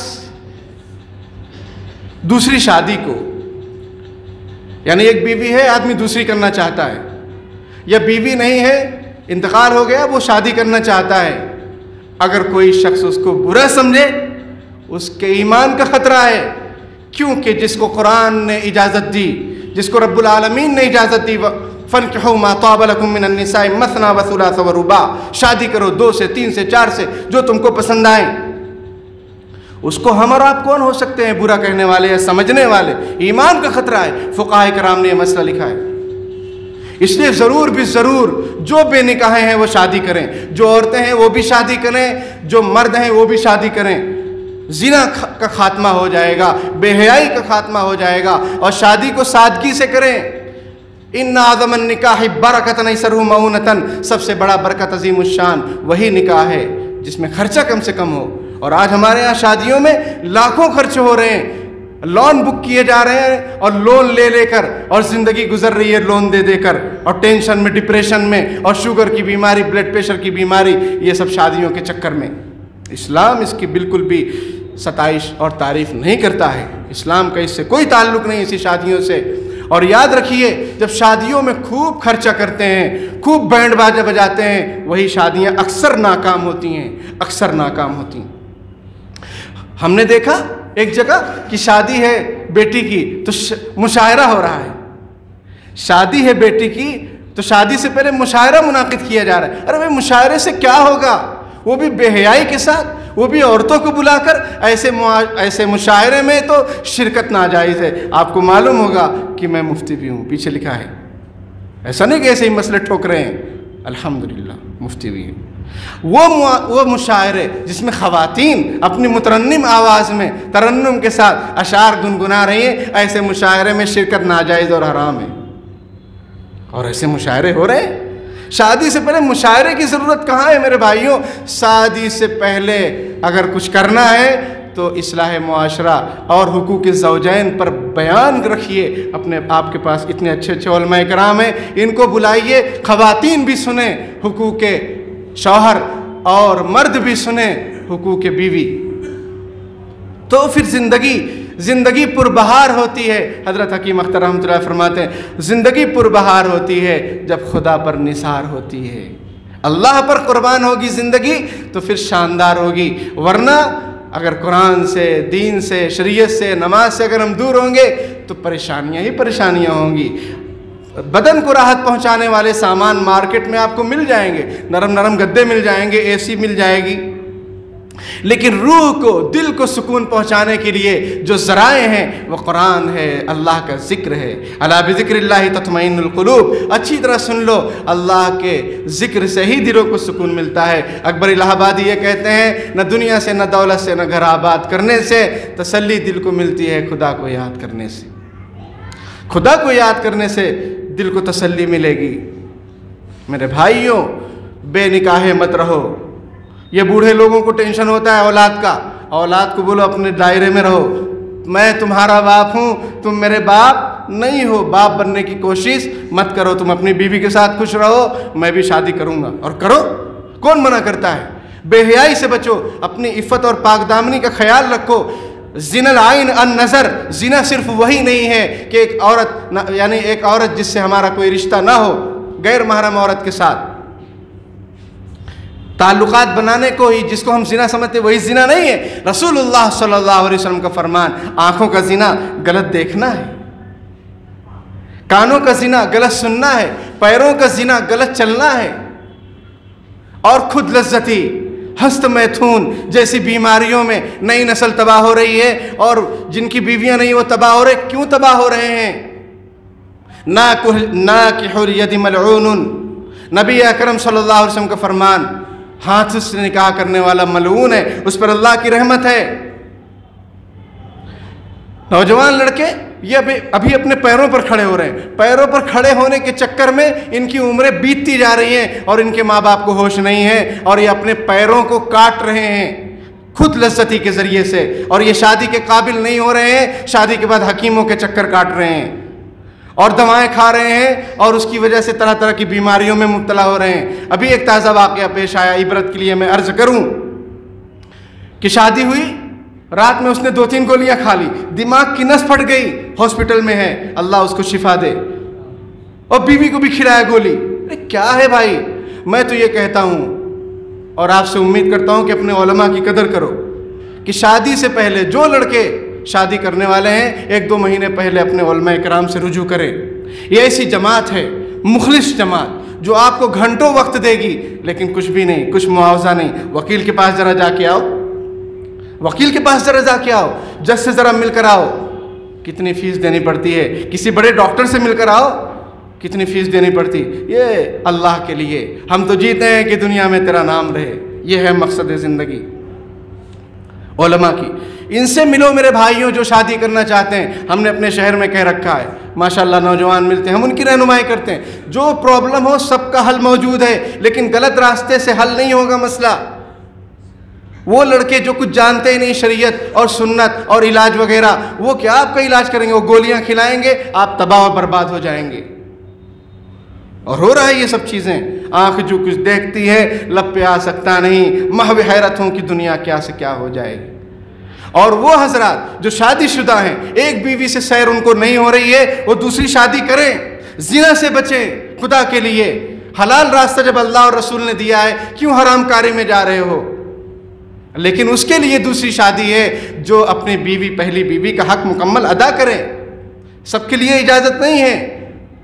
جس کے پاس پیسہ ہو، جس کے پاس بدن کی طاقت ہو اور دل بڑا ہو کہ دونوں کا جھگڑا ہو تو صبر کرے، ورنہ پٹائی شروع کر دے تو ظالم ہو جائے گا۔ یہ حضرت تھانوی رحمۃ اللہ علیہ نے یہ 3 شرطیں لکھی ہیں دوسری شادی کے لیے۔ حلوہ نہیں ہے کہ بس کھانا شروع کر دیے کہ سوچے خوش ہو گئے کہ چلو بھائی ایک مفتی نے بیان کر دیا اب ہم عمل کریں گے۔ شرائط ہیں، پہلے وہ جو گھر میں بیوی ہے اس کا دل خوش کیجئے۔ خیرکم خیرکم لاہلی وانا خیرکم لاہلی، تم میں سے بہترین وہ ہے جو اپنے اہل و عیال کے ساتھ بہتر ہو، اور میں اپنے گھر والوں کے ساتھ بہت اچھا ہوں۔ یہ حضور کا فرمان ہے۔ ہم لوگ افسوس کے باہر اپنا وقت گزار دیتے ہیں، رات رات بھر بیٹھے رہتے ہیں اور بیوی وہاں منتظر رہتی ہے۔ حلال کھانا گھر میں موجود ہے پھر بھی چوری کر کے کھانا چاہتے ہیں۔ ایک ایسی زندگی ہے، حرام چیزوں کے پیچھے پڑے ہوئے ہیں، ناجائز تعلقات کے پیچھے پڑے ہوئے ہیں۔ ارے بھائی گھر جاؤ، اپنے بیوی کو وقت دو، اپنے بچوں کو وقت دو۔ لیس الیتیم من مات والدہ بل الیتیم یتیم العلم والادب۔ یتیم وہ نہیں کہ جس کے ابا کا انتقال ہو جائے، آج کے زمانے کا یتیم وہ ہے جو علم و ادب سے محروم ہو اور ابا اس کو ٹائم نہیں دے رہا ہے۔ ابا اس کو ٹائم نہیں دے رہا اور سوچ رہا ہے کہ آگے چل کے ہمارا بڑھاپے کا سہارا بنے گا۔ آپ اس کو دین سکھائیے، اولاد کو شریعت سکھلائیے، قرآن سکھلائیے۔ School hi-fi, tuition hi-fi, مہنگی مہنگی فیسیں دے رہے ہیں، لیکن بچے کا مکتب کا کیا سسٹم ہے، فیس کا کیا نظام ہے، دے رہے نہیں دے رہے، سوچ رہے ہیں فری میں مکتب جائے۔ عجیب بات ہے۔ اور جا رہا ہے کہ نہیں جا رہا ہے وہ بھی کوئی خبر نہیں، کوئی فکر نہیں۔ قرآن پڑھ رہا ہے کہ نہیں پڑھ رہا ہے وہ بھی فکر نہیں، اور تجوید کے ساتھ پڑھ رہا ہے کہ نہیں پڑھ رہا ہے اس کی بھی کوئی فکر نہیں۔ یاد رکھیے ہمارے یہاں قرآن پڑھے ہوئے لوگوں کی کمی نہیں ہے، کمی ہے تجوید سے پڑھے ہوئے لوگوں کی، یعنی تجوید صحیح نہیں ان کی۔ اور تجوید کسے کہتے ہیں، کس بلا کا نام ہے؟ کما انزل کے مطابق پڑھنا، جیسا قرآن نازل ہوا ہے ویسا پڑھنا۔ قرآن عربی میں نازل ہوا ہے، اس کے اصول ضابطے ہیں، اس کے مخارج ہیں، آپ اس کے مطابق قرآن پڑھیے۔ اللہ کا شکر ہے ہم اپنے شہر میں بڑوں کا مدرسہ چلاتے ہیں، 5 جماعتیں ہیں، تقریباً 40-50 لوگ پڑھ رہے ہیں اور قرآن صحیح کر رہے ہیں۔ سب وہ لوگ ہیں جن کا ہدیہ ہو چکا، دعوتیں ہو چکی، سمجھ رہے ہیں؟ ہدیہ اور دعوت، قرآن ختم ہوتا ہے تو ہدیہ کرتے ہیں، عجیب رسم ہے یہ بھی۔ ہدیہ لینا ہے مانگ کر، واہ بھائی واہ، ہدیہ مانگ کر لیا نہیں جاتا اور پوچھ کر دیا نہیں جاتا ہے، یہ ہدیہ کا اصول ہے۔ ہم لوگ ہدیہ رکھتے ہیں۔ ارے قرآن صحیح کیا کہ نہیں اس نے؟ قرآن شریف صحیح پڑھا تجوید کے ساتھ کہ نہیں؟ وہ لوگ ہیں میرے پاس پڑھ رہے ہیں جن کا ہدیہ اور دعوتیں ہو چکی، لیکن قرآن شریف صحیح نہیں ہے، تو کیسے کام چلے گا؟ ان اللہ یرفع بہذا الکتاب اقواما ویضع بہ آخرین۔ حضرت عمر رضی اللہ تعالیٰ عنہ سے روایت ہے کہ نبی اکرم صلی اللہ علیہ وسلم نے ارشاد فرمایا کہ اللہ پاک اس کتاب کے ذریعے سے قوموں کو اٹھاتا بھی ہے اور اس کے ذریعے ذلیل، اور اسی کتاب کی وجہ سے ذلیل اور رسوا بھی کر دیتا ہے۔ کس کو اٹھاتا ہے، کس کو عروج بخشتا ہے؟ جو قرآن کو سینے سے لگاتے ہیں، جو قرآن کی تلاوت کرتے ہیں، اس کو سمجھتے ہیں، پڑھتے ہیں، اور خود نہیں کسی عالم معتبر مستند عالم کے پاس. یہ بھی ایک فتنہ ہے کہ خود ہی سیکھ لو. تو پھر نبیوں کو کیوں بھیجا گیا؟ رسولوں کو کیوں بھیجا گیا؟ کتاب بھیج دیتے اللہ تعالیٰ، سب خود بخود سمجھ لیتے، اور وہ لوگ تو عربی تھے. لیکن نہیں، رسول بھیجا گیا تاکہ وہ سمجھائے، لِتُبَيِّنَ لِلنَّاسِ، وضاحت کرے کہ اس آیت کا کیا مطلب ہے، اس سے کیا احکام نکلتے ہیں. اور آج ہم یہ سمجھتے ہیں کہ خود ہی سے سب کچھ بن جاؤ، خود ہی سے ڈاکٹر بن جاؤ، خود ہی سے انجینئر بن جاؤ، یوٹیوب پر دیکھ کر سب کچھ بن جاؤ. کیوں اسکولوں میں جاتے ہو، کالجوں میں جاتے ہو، یونیورسٹیوں میں جاتے ہو، انسٹیٹیوٹ میں کیوں جاتے ہو؟ علماء کے بغیر کچھ نہیں ہو سکتا. یاد رکھیے، اس امت کو کون بچائے گا؟ امام مالک رحمۃ اللہ فرمائے علماء. اور ڈبائے گا کون؟ علماء. دونوں علماء حق اس کی جو ہے رہنمائی کریں گے، امت کی جو ہے غمگساری کریں گے. اور جو علماء سو ہیں، جو ایک دوسرے کو لڑانے میں لگے رہتے ہیں، ایک دوسرے کی ٹوپی اچھالنے میں لگے رہتے ہیں، جو سازشیں کرتے ہیں، جو آپس میں اختلافات کو ہوا دیتے ہیں، جو مقتدیوں میں آپس میں لڑا بھڑا دیتے ہیں. ہمارے استاد محترم مفتی شعیب صاحب رحمۃ اللہ علیہ سورت کے، جب میں یہاں آنے لگا امامت کے لیے تو انہوں نے ایک واقعہ سنایا کہ سورت میں ایک امام نے مقتدیوں میں لاٹھیاں چلوا دی. تو ایسا مت بننا کہ تمہاری وجہ سے آپس میں اختلاف ہو جائے، لوگ لڑنے بھیڑنے لگ جائے. ہم تو کون ہیں؟ علماء انبیاء اکرام کے وارث ہیں. یہ تو امت میں صلح صفائی کروائیں گے، امت کی رہنمائی کریں گے، نہ یہ کہ امت میں ہی انتشار. تو امت کہاں جائے گی، کس کے پاس جائے گی؟ تو بہرحال میرے بھائیوں، کہنے کو بہت ساری باتیں ہیں. خلاصتاً عرض یہ ہے کہ مقصد زندگی کو سمجھیے. حاسبوا انفسکم، حضرت عمر رضی اللہ عنہ فرماتے ہیں اپنا حساب لو قبل ان تحاسبوا، اس سے پہلے کہ تمہارا حساب لیا جائے. ایک عمل شروع کر دیجئے، انشاءاللہ بہت جلدی اپنی اصلاح ہوگی. وہ کیا ہے؟ روزانہ سونے سے پہلے 2-3 منٹ یہ سوچ لو کہ میرا دن کیسا گزرا. میں نے نمازیں پڑھی کہ نہیں پڑھی؟ نہیں پڑھی تو پڑھ لیجئے، نہیں پڑھی تو پڑھ لیجئے. ورنہ جنتی لوگ جہنمیوں سے پوچھیں گے ما سلککم فی سقر قالوا لم نکن من المصلین، وہ کہیں گے ہم لوگ نماز نہیں پڑھتے تھے. وَكُنَّا نَخُوضُ مَعَ وَلَمْ نَكُن نُطْعِمُ الْمِسْكِينَ، اور نہ ہم غریبوں کو کھانا کھلاتے تھے، مسکینوں کو کھانا کھلاتے تھے. اور وَكُنَّا نَخُوضُ مَعَ الْخَائِضِينَ، ٹائم پاس کرتے رہتے تھے بیٹھ کر باتوں میں. میرے بھائیوں، اپنا حساب لیں اس سے پہلے کہ حساب لو. حساب آپ کا لیا جائے اور ہمارا لیا جائے. قرآن کہتا ہے وَلْتَنْظُرْ نَفْسٌ، ہر آدمی غور کرے، سوچے، فکر کرے، مَا قَدَّمَتْ لِغَدٍ، کل کے لیے اس نے کیا تیاری کی ہے. تو سونے سے پہلے 2 منٹ محاسبہ کیجیے اپنے آپ کا. اپنے من میں ڈوب کے پاجا سراغ زندگی. تو اگر میرا نہیں بنتا نہ بن، اپنا تو بن، اپنا تو بن، اپنا تو خیال کر، اپنی قبر کی فکر کر، اپنے حشر کی فکر کر، اپنے جو ہے اعمال نامے کی فکر کر. تو مرد ہو یا عورت، وہ روزانہ سونے سے پہلے تھوڑی دیر کے لیے موبائل کو سائیڈ میں کر دیں اور اپنا محاسبہ کریں. انشاءاللہ اس عمل سے خود کی فکر پیدا ہوگی، خود کے اندر اصلاح کا جذبہ پیدا ہوگا. اور پھر جب اصلاح کا جذبہ پیدا ہو تو کسی ولی کامل، کسی اللہ والے، کسی بزرگ کے ہاتھ پر اپنے ہاتھ کو دو. اس سے چاہے بیعت ہو جاؤ یا پھر اس کو اپنا مشیر بنا لو. اور کوئی نہیں ملتا تو یہ علماء کرام زندہ باد ہیں. آپ سوچیں گے کہاں اللہ والے ہیں؟ ایسا نہیں ہے، اللہ والے بہت ہیں. ہم تلاش تو کریں. قرآن کہتا ہے یا ایھا الذین آمنوا اتقوا اللہ وکونوا مع الصادقین، اے ایمان والو تقوی اختیار کرو، سچوں کے ساتھ رہو. تو سچے اگر نہیں ہوں گے یا نہیں ہیں تو پھر قرآن حکم کیوں دے رہا ہے؟ قرآن کوئی غلط بات نہیں کرتا ہے. سچے موجود ہیں، اس لیے تو ان کے ساتھ رہنے کا حکم دیا جا رہا ہے. اور علامہ آلوسی رحمۃ اللہ فرماتے ہیں خالطوہم لتکونوا مثلہم، ایسے علماء صلحاء بزرگان دین کے ساتھ رہو. کب تک؟ جب تک تم ان کے جیسے نہ بن جاؤ، جب تک تم ان کے جیسے نہ بن جاؤ، شریعت و سنت کے پابند. یاد رکھیے المرء علی دین خلیلہ، انسان اپنے دوست کے طریقے اور مذہب پر ہوتا ہے. ہماری دوستیاں، ہماری کمپنیاں، ہمارا اٹھنا بیٹھنا اگر صحیح ہو جائے ہم صحیح ہو جائیں گے. اگر ہماری دوستیاں، اٹھنا بیٹھنا غلط لوگوں کے ساتھ ہے تو ہم بھی غلط ہو جائیں گے. شیخ سعدی رحمۃ اللہ فرماتے ہیں اصحاب کہف کا کتا چند دن ان لوگوں کے ساتھ رہا، جنت میں اس کا ذکر ہے، وَقَلْبُهُمْ بَاسِطٌ ذِرَاعَيْهِ بِالْوَصِيدِ سورہ کہف میں، اس کتے کا، کیونکہ وہ نیک بندوں کے ساتھ میں تھا، اور نوح علیہ السلام کا بیٹا ایسے لوگوں کے ساتھ تھا جنہوں نے کفر شرک اختیار کیا تھا، اور حضرت نوح علیہ السلام دیا تھا، تو اس کے خاندان میں اگرچہ نبوت تھی، اس کے ابا اگرچہ نبی تھے، لیکن فَكَانَ مِنَ الْمُغْرَقِينَ وہ ڈوب گیا، اللہ کے عذاب سے بچ نہیں پایا، کیونکہ سنگت غلط تھی۔ مولانا جلال الدین رومی رحمۃ اللہ فرماتے ہیں، صحبت صالح ترا صالح کند، صحبت طالح ترا طالح کند، نیک آدمی کی صحبت تجھے نیک بنا دے گی، برے آدمی کی سنگت تجھے برا بنا دے گی۔ تو دوسری چیز جو ہے وہ اللہ سے دعا کریں، منور کر دے یا رب مجھ کو تقویٰ کے معالم سے، تیرے در تک جو پہنچا دے ملا دے ایسے عالم سے، دعا کریں۔ حدیث شریف میں دعا ہے، اللہم انی اسألک حبک، اے اللہ میں آپ کی محبت چاہتا ہوں، وحب من یحبک، اور اس شخص کی محبت چاہتا ہوں جو آپ سے محبت کرتا ہے، وحب عمل یقربنی الی حبک، اور ایسے عمل کی محبت چاہتا ہوں جو آپ کے قریب کر دے۔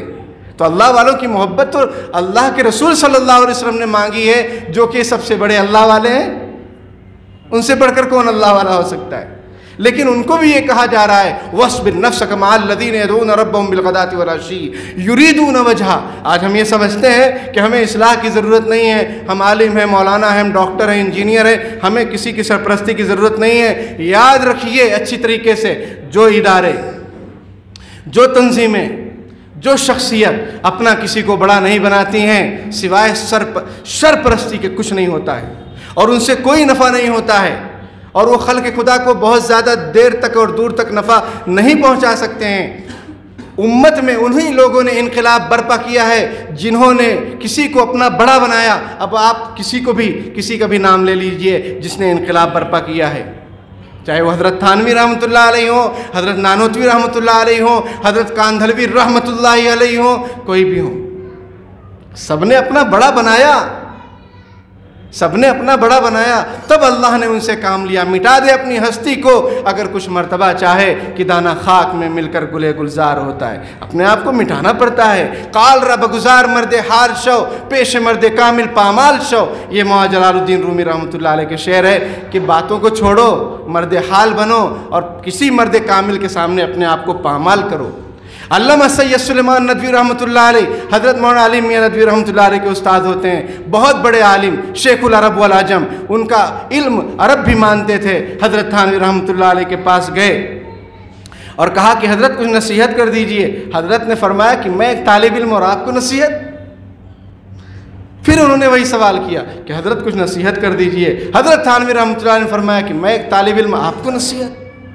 پھر تبارہ انہوں نے سوال کیا، حضرت نے وہی جواب دیا۔ جب چوتھی بار سوال کیا تو حضرت نے فرمایا کہ ہم نے تو اپنے حضرت حاجی صاحب سے، حاجی امداد اللہ مہاجر مکی رحمۃ اللہ علیہ سے، ہم نے تو اپنے حضرت حاجی صاحب سے ایک ہی سبق سیکھا ہے، وہ ہے اپنے کو مٹانا، وہ ہے اپنے کو مٹانا۔ صحابہ اکرام میں کیسی فنائیت تھی، حضرت ابو بکر صدیق رضی اللہ تعالیٰ عنہ کو لے لیجئے، حضرت عمر فاروق رضی اللہ تعالیٰ عنہ کو لے لیجئے کہ اپنے کندھے پر اناج کا گٹھر اٹھا کر لے جا رہے ہیں خدمت کے لیے، اور بھرے مجمع میں ایک عورت بڑھیا ان کو ٹوکتی ہے، وہ اس کی بات کو سنتے ہیں۔ کیا چیز تھی جس نے ان کی انا کو فنا کر دیا؟ اور جب تک انا فنا نہیں ہوگی کوئی کام صحیح سے نہیں ہوگا۔ آج اختلافات کی وجہ یہی ہے، سب کو کرسی چاہیے، سب کو منصب چاہیے، سب کو انا کا مسئلہ ہے، اس لیے جماعت در جماعت، فرقے در فرقے ہم لوگ بڑھتے جا رہے ہیں۔ دو چیزوں کی ضرورت ہے، ایک ہے اخلاق اور ایک ہے اخلاص، اسی سے کام ہوگا۔ اخلاق خلق خدا کے ساتھ، اخلاص رب العالمین کے ساتھ، تبھی کام بنے گا۔ ہم کتنے بڑے ہی ہو جائیں، لیکن اگر ہمیں بات کرنے کا سلیقہ نہ ہو، بچوں سے، بیوی سے، پڑوسیوں سے، اپنے بڑوں سے، ہم کیسے مسلمان ہیں؟ قرآن کہتا ہے قولوا للناس حسنا، لوگوں سے اچھے انداز سے بات کرو، لوگوں سے اچھے انداز سے بات کرو۔ اور جگہ جگہ حدیث شریف میں یہ بات ہے کہ المسلم من سلم المسلمون من لسان ویدی، کامل مسلمان وہی ہے جس کی زبان اور ہاتھ سے دوسرے مسلمان محفوظ رہیں۔ ہماری زبانوں سے ہمارے نہ والدین محفوظ ہیں، نہ بیوی بچے محفوظ ہیں، ہم کیسے مسلمان ہیں؟ نہ پڑوسی محفوظ ہیں۔ تو میرے بھائیوں، پہلی چیز محاسبہ، اس سے اپنے اندر تبدیلی شروع ہوگی، پھر اللہ پاک سے دعا کہ اے میرے رب، میرا روحانی رزق کہاں ہے؟ اور یہ کوئی نئی چیز نہیں ہے۔ تعجب کی بات یہ ہے، دیکھیے عدم علم عدم وجود کی دلیل نہیں ہے، علماء اچھی طرح سمجھتے ہیں۔ اور بھائی آپ کو کچھ چیز کے بارے میں معلوم نہیں، اس کا مطلب یہ تھوڑی کہ وہ چیز نہیں ہے، وہ ہے۔ اب کچھ لوگ یہ کہتے ہیں کیا خانقاہی بات کرتے ہیں، یہ کیا تزکیہ؟ تزکیہ قرآن سے ہے، اور رسول اللہ صلی اللہ علیہ وسلم کا بڑا مشن، جس طریقے سے تبلیغ، تعلیم، تزکیہ، یہ سب حضور کا کام تھا، یہ دین کے کام ہے، دین کے شعبے ہیں۔ اگر اس کو ہم الگ سمجھیں گے تو بٹتے رہو پھر اور کٹتے رہو پھر، صاف صاف بات ہے، بٹتے رہو پھر کٹتے رہو پھر، چھوٹی چھوٹی ٹکڑیاں بناتے رہو پھر، بن رہی ہیں، آئے دن سننے میں آ رہا ہے، یہاں وہاں کہاں کہاں ہر جگہ۔ کیوں؟ اخلاص نہیں ہے۔ حضرت خالد بن ولید رضی اللہ تعالیٰ عنہ کے بارے میں یہ بات مشہور ہو گئی کہ جس غزوے میں جاتے ہیں فتح پاتے ہیں۔ حضرت عمر رضی اللہ تعالیٰ عنہ نے سنا تو سوچا کہ یہ تو لوگوں کا نظریہ ہی غلط ہو جائے گا۔ حضرت عمر رضی اللہ تعالیٰ عنہ فوراً ان کو معزول کر دیا کہ اب آپ جو ہے سپہ سالار نہیں رہیں گے۔ حضرت خالد کو جب پتہ چلا، انہوں نے کہا کوئی بات نہیں، کل بھی اللہ کے لیے لڑتا تھا، آج بھی اللہ کے لیے لڑوں گا، آئندہ بھی اللہ کے لیے لڑوں گا۔ منصب کیا چیز ہے؟ حکومت کا تو کیا رونا، سمجھ میں آئی بات؟ حکومت کا کیا رونا؟ ارے منصب سے کیا ہوگا؟ منصب سے ہمارے اکابر مشائخ ڈرتے تھے، کیونکہ ایک ذمہ داری، اس کے تقاضے ہیں، پورے نہیں کر پائے تو کیا ہوگا؟ آج ہم اسی کے لیے مر رہے ہیں۔ باپ بیٹے میں جھگڑا ہو جا رہا ہے، گھرانے میں انتشار ہو جا رہا ہے، تو اس کا حل کیا ہے؟ اخلاص پیدا ہو، للہیت پیدا ہو۔ کیسے پیدا ہو؟ اپنے آپ پیدا ہو جائے گی، اپنے آپ علاج ہو جاتا ہے۔ ہم کو تو احساس بھی نہیں ہوتا کہ ہمارے اندر کیا بیماری، اور ڈاکٹر جو ہے سونوگرافی کرتا ہے، ایکس رے کرتا ہے، سی ٹی اسکین کرتا ہے، تب پتہ چلتا ہے کہ 18 mm کی پتھری ہے، تب پتہ چلتا ہے علاج کراؤ ورنہ مسئلہ ہو جائے گا، کڈنی پہ سوجن ہے۔ تو یہ اہل اللہ، اللہ والے بزرگان دین، یہ ہمارا ایکس رے نکال کر دکھائیں گے کہ آپ کے اندر کیا کیا عیوب ہیں، اور پھر جب وہ عیوب کلیئر ہو جائیں گے تو جہان را دیگر کو کر دیا کہ مرد خود آگاہ ہے، فردن ذو ہمہ یحیی الامہ، ایک باہمت آدمی پوری امت کو بیدار کر سکتا ہے۔ حضرت مولانا الیاس صاحب رحمۃ اللہ علیہ میوات جاتے، پھر 3 دن جا کر حضرت شاہ عبد الرحیم رائے پوری رحمۃ اللہ علیہ کی خانقاہ میں اعتکاف کرتے اور اپنی اصلاح کرتے اور اصلاح کراتے۔ سمجھ میں آئی بات؟ کوئی بھی بزرگ کا نام لے لیجیے آپ، وہ بڑے بزرگ بنے ہی نہیں جب تک کہ انہوں نے اپنے آپ کو مٹایا نہیں۔ انہیں کے نام لیوا ہم لوگ کیا کر رہے ہیں سوائے انتشار کے؟ کچھ بھی نہیں۔ تو میرے بھائیوں، اگر نافع بننا ہے، نفع بخش بننا ہے، تو اپنے آپ کو کمپلیٹ کیجئے، بیدار ہو جائیے، تبھی تو دوسرے کو بیدار کر سکیں گے۔ خفتہ را خفتہ کہ کنت بیدار، شیخ سعدی رحمۃ اللہ علیہ فرماتے جو سو رہا ہے وہ دوسرے کو کیسے جگا سکتا ہے؟ وہ حضرت تھانوی رحمۃ اللہ علیہ نے کیا فرمایا کہ ہم نے تو اپنے حضرت حاجی صاحب سے ایک ہی سبق سیکھا ہے، وہ ہے اپنے کو مٹانا۔ جب یہ بات حضرت تھانوی رحمۃ اللہ نے کہی، سید صاحب کی آنکھوں سے، علامہ صاحب کی آنکھوں سے آنسو جاری ہو گئے۔ ایسے کچھ انداز سے تقریر کی، پھر نہ پیدا شبہ باطل ہوا، آج تو آیا مزہ قرآن میں جیسے آج ہی قرآن نازل ہوا۔ نماز پڑھ رہے ہیں، قرآن پڑھ رہے ہیں، حلاوت نصیب نہیں ہو رہی، کیوں؟ دل پاکیزہ نہیں ہے۔ دل کی اصلاح کرانی پڑے گی کسی اہل دل کے پاس جا کر، کسی اہل دل کی صحبت جو ملی کسی کو اختر، اسے آ گیا ہے جینا، اسے آ گیا ہے مرنا، مجھے کچھ خبر نہیں تھی، تیرا درد کیا ہے یا رب، تیرے عاشقوں سے سیکھا، تیرے سنگ در پہ مرنا۔ کپڑا کپڑے والے کے پاس ملتا ہے، سبزی سبزی والے کے پاس ملتی ہے، زیورات زیور والے کے پاس ملتا ہے، اللہ اللہ والے کے پاس ملے گا میرے بھائیوں، اس میں کوئی ڈاؤٹ کی بات نہیں ہے۔ تو پہلی چیز محاسبہ، دوسری چیز اپنی اصلاح کی فکر، اس کے لیے کسی مصلح کی ضرورت، کسی مرشد کی ضرورت۔ بیعت آپ کا دل نہیں ہو رہا ہے، مت ہوئیے، بیعت ہونا سنت ہے، لیکن اصلاح کرانا فرض ہے۔ جو اندر کیل کاٹے ہیں، حسد ہے، بغض ہے، کینہ ہے، کپٹ ہے، دنیا کی محبت ہے، لبوں پر جھوٹ ہے، زبان پر جھوٹ ہے، دو گلا پن ہے، اس کے ساتھ ویسا، اس کے ساتھ ویسا، یہ سب کسی اللہ والے کے پاس جائیں گے، اصلاح کروائیں گے، وہ بھی زندہ ولی، تو کام ہوگا، تو کام ہوگا انشاءاللہ۔ پھر آپ دیکھیں گے کہ اللہ آپ سے کیسا کام لے رہا ہے. اور اگر آپ سمجھیں گے مجھے کسی کی ضرورت نہیں ہے تو جو خود بخود علاج کرتا ہے, خود بخود دوائیں میڈیکل سے لیتا رہتا ہے, اس کا انجام بڑا بھیانک ہوتا ہے. نفس و شیطان کو ہم نے کہاں چھوڑ دیا؟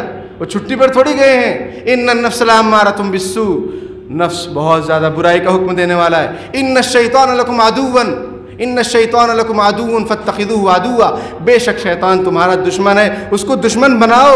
ہم تو اس کا خیال ہی نہیں آتا ہے کہ بھائی شیطان بھی ہمارا دشمن, اس کا کوئی خیال ہی نہیں ہے. ہم بے خبر ہیں. اب جب معلوم ہے دشمن کو کہ سامنے والی پارٹی بے خبر ہے تو جتنا چاہے شب خون مارتے رہو, جتنا چاہے اس پر حملہ کرتے رہو, اس کو کوئی احساس ہی نہیں ہے. وائے ناکامی متائے کارواں جاتا رہا, کارواں کے دل سے احساس زیاں جاتا رہا. ہم لٹ گئے, پٹ گئے, حیا ختم ہو گئی معاشرے سے, ہمارے گھروں سے قرآن کی تلاوتیں بند ہو گئی, کوئی احساس ہی نہیں ہے. بس یہ کہ دنیا کی فکر, دنیا کی فکر, دنیا کی فکر. دنیا یہیں رہ جائے گی, سب ٹھاٹ پڑا رہ جائے گا جب لاد چلے گا بنجارا. سب یہیں رہ جائے گا. آخرت میں کیا کام آئے گا؟ نیک اعمال کام آئیں گے. یوم لا ینفع مال ولا بنون, قیامت کے دن نہ اولاد کام آئیں گے نہ مال کام آئے گا. الا من اتى اللہ بقلب سلیم, مگر سلامت والا جو دل لے کر آئے گا. سلامت والا دل کس کا ہے؟ جس کا ایمان صحیح ہو, عقیدہ صحیح ہو, نبی اکرم صلی اللہ علیہ وسلم کے بارے میں نظریات صحیح ہوں, اور اولیاء اکرام کے بارے میں نظریات صحیح ہوں, عبادات صحیح ہوں, معاملات صحیح ہوں. یہ ہے قلب سلیم, اور جس میں حسد اور بغض کینہ کپٹ نہ ہو, جس میں تکبر نہ ہو. اس لیے کہ حدیث شریف ہے جس کے دل میں رائی کے دانے کے برابر تکبر ہوگا وہ جنت میں نہیں جائے گا. اب یہ تکبر کی اصلاح کیسے ہوگی؟ تواضع آدمی کے اندر کیسے پیدا ہوگا؟ اپنے آپ کو مٹانے کا جذبہ کیسے پیدا ہوگا؟ کسی ولی کامل کے پاس. اور یہ ایک سلسلہ ہے. نبی اکرم صلی اللہ علیہ وسلم نے اپنے صحابہ کرام کا تزکیہ فرمایا. ایک صحابی آئے, انہوں نے کہا اے اللہ کے رسول میرا جی چاہ رہا ہے زنا کر لوں. حضور سب غصے ہو گئے. حضور نے فرمایا اس کو قریب کرو, اور فرمایا کہ اگر یہی کام کوئی تمہاری بہن کے ساتھ کرے, ماں کے ساتھ کرے, پھوپھی کے ساتھ کرے, تم کو برا نہیں لگے گا؟ اس نے کہا بالکل برا لگے گا. حضور نے فرمایا تم جس کے ساتھ یہ عمل کرو گے وہ بھی کسی کی بیٹی ہوگی, بہن ہوگی, سمجھ میں آئی بات, پھوپھی ہوگی. تو پھر نبی اکرم صلی اللہ علیہ وسلم نے ان کے سینے پر ہاتھ رکھ کر دعا دی, ان کو ان کے لیے دعا کی. اللہم طاہر قلبہ, اے اللہ اس کے دل کو پاکیزہ بنا دے. وحسن فرجہ, اس کی شرمگاہ کی حفاظت فرما دیجئے. اور وغفر ذنبہ, اس کے گناہوں کو معاف فرما دیجئے. وہ صحابی کہتے پھر مجھے کبھی زنا کا خیال ہی نہیں آیا. ایک صحابی حضرت مرثد بن ابی مرثد رضی اللہ تعالیٰ عنہ نے رسول اللہ سے ذکر کیا کہ مکے میں ایک عورت ہے, وہ جو ہے اس سے میرا پہلے تعلق تھا تو میرا دل چاہ رہا ہے اس سے شادی کر لیں, لیکن وہ صحیح عورت نہیں ہے, چال چلن اس کا صحیح نہیں ہے. حضور نے فرمایا نہیں, آپ اس سے شادی نہ کریں, منع کر دیا. تو صحابہ اکرام نے اپنے نجی معاملات نبی اکرم صلی اللہ علیہ وسلم کے سامنے رکھے, حضور نے ان کی اصلاح فرمائی. یہی کام تو آج کے بزرگان دین بھی کر رہے ہیں. ہم کیوں نہیں جاتے ان کے پاس؟ کیوں نفسانی خواہشات کے پیچھے پڑے ہوئے ہیں, اپنے نفس کو اس خدا بنا بیٹھے ہیں؟ کیوں پریشان حال ہیں؟ کیوں حرام کاری میں مبتلا ہیں؟ راستہ موجود ہے, ہم ہی چلنا نہیں چاہتے. منور کر دے, اللہ سے دعا کریں منور کر دے یا رب مجھ کو تقویٰ کے معالم سے تیرے در تک جو پہنچا دے, ملا دے ایسے عالم سے. کتب خانے تو ہیں اختر بہت آفاق عالم میں, جو ہو اللہ کا عالم ملو تم ایسے عالم سے. نہ اہل دل کی صحبت ہو نہ درد دل کی نعمت ہو تو پڑھ لکھ کر بھی وہ محروم ہوگا قلب سالم سے. کتنے ڈگری ہولڈر سے بات کرنے کی تمیز نہیں ہے. ہمارا سابقہ پڑھتا ہے, آپ کا بھی پڑھتا ہوگا. کتنے ڈگری ہولڈرز ہیں, اب چاہے وہ دینی ہو چاہے دنیاوی ہو, میں دونوں باتیں عرض کر دیتا ہوں. بات کرنے کی تمیز نہیں ہے. بیوی سے کیسے بات کی جائے, بچوں سے کیسے, چھوٹوں سے کیسے بات کی جائے, بڑوں سے کیسے بات کی جائے, کوئی تمیز ہی نہیں ہے. کیوں؟ اصلاح ہی نہیں ہوئی ہے, تربیت ہی نہیں ہوئی ہے. تربیت کے نام پر آج کل اسکولوں میں بے حیائی سکھائی جا رہی ہے, اس پر بھی نظر ثانی کرنے کی ضرورت ہے. اور اسکولوں کے سے مجھے یاد آیا کہ بچوں ود کثیر من اہل الکتاب لو یردونکم من بعد ایمانکم کفارا, بہت سارے اہل کتاب یہ چاہ رہے ہیں کہ تم کو ایمان لانے کے بعد کافر بنا دیں. آج ہمارے اسکولوں کا یہ نظام اور سسٹم ہم یہ دیکھتے ہیں 26 جنوری 15 اگست کے موقع پر کہ بچوں کے ماتھے پر بندیاں لگائی جا رہی ہے, بچیوں کو ساڑی پہنایا جا رہا ہے. یہ ہمارے بچے ہیں. کل مولود یولد علی الفطرہ, ہر بچہ فطرت اسلام پر پیدا ہوتا ہے. فابواہ یہودانہ او ینصرانہ او یمجسانہ, اس کے ماں باپ چاہے جسمانی چاہے روحانی ٹیچر حضرات, ٹیچر حضرات اس کو مجوسی بنا دے رہے ہیں، اس کو نصرانی بنا دے رہے ہیں، اس کو عیسائی بنا دے رہے ہیں، اس کو یہودی بنا دے رہے ہیں، اس کو ہندو بنا دے رہے ہیں۔ آپ کو کس نے حق دیا؟ آپ ہمارے بچے جو مسلم پیدا ہوئے ہیں، آپ ان کے ماتھے پر یہ سب کریں گے پروگرام کے نام پر؟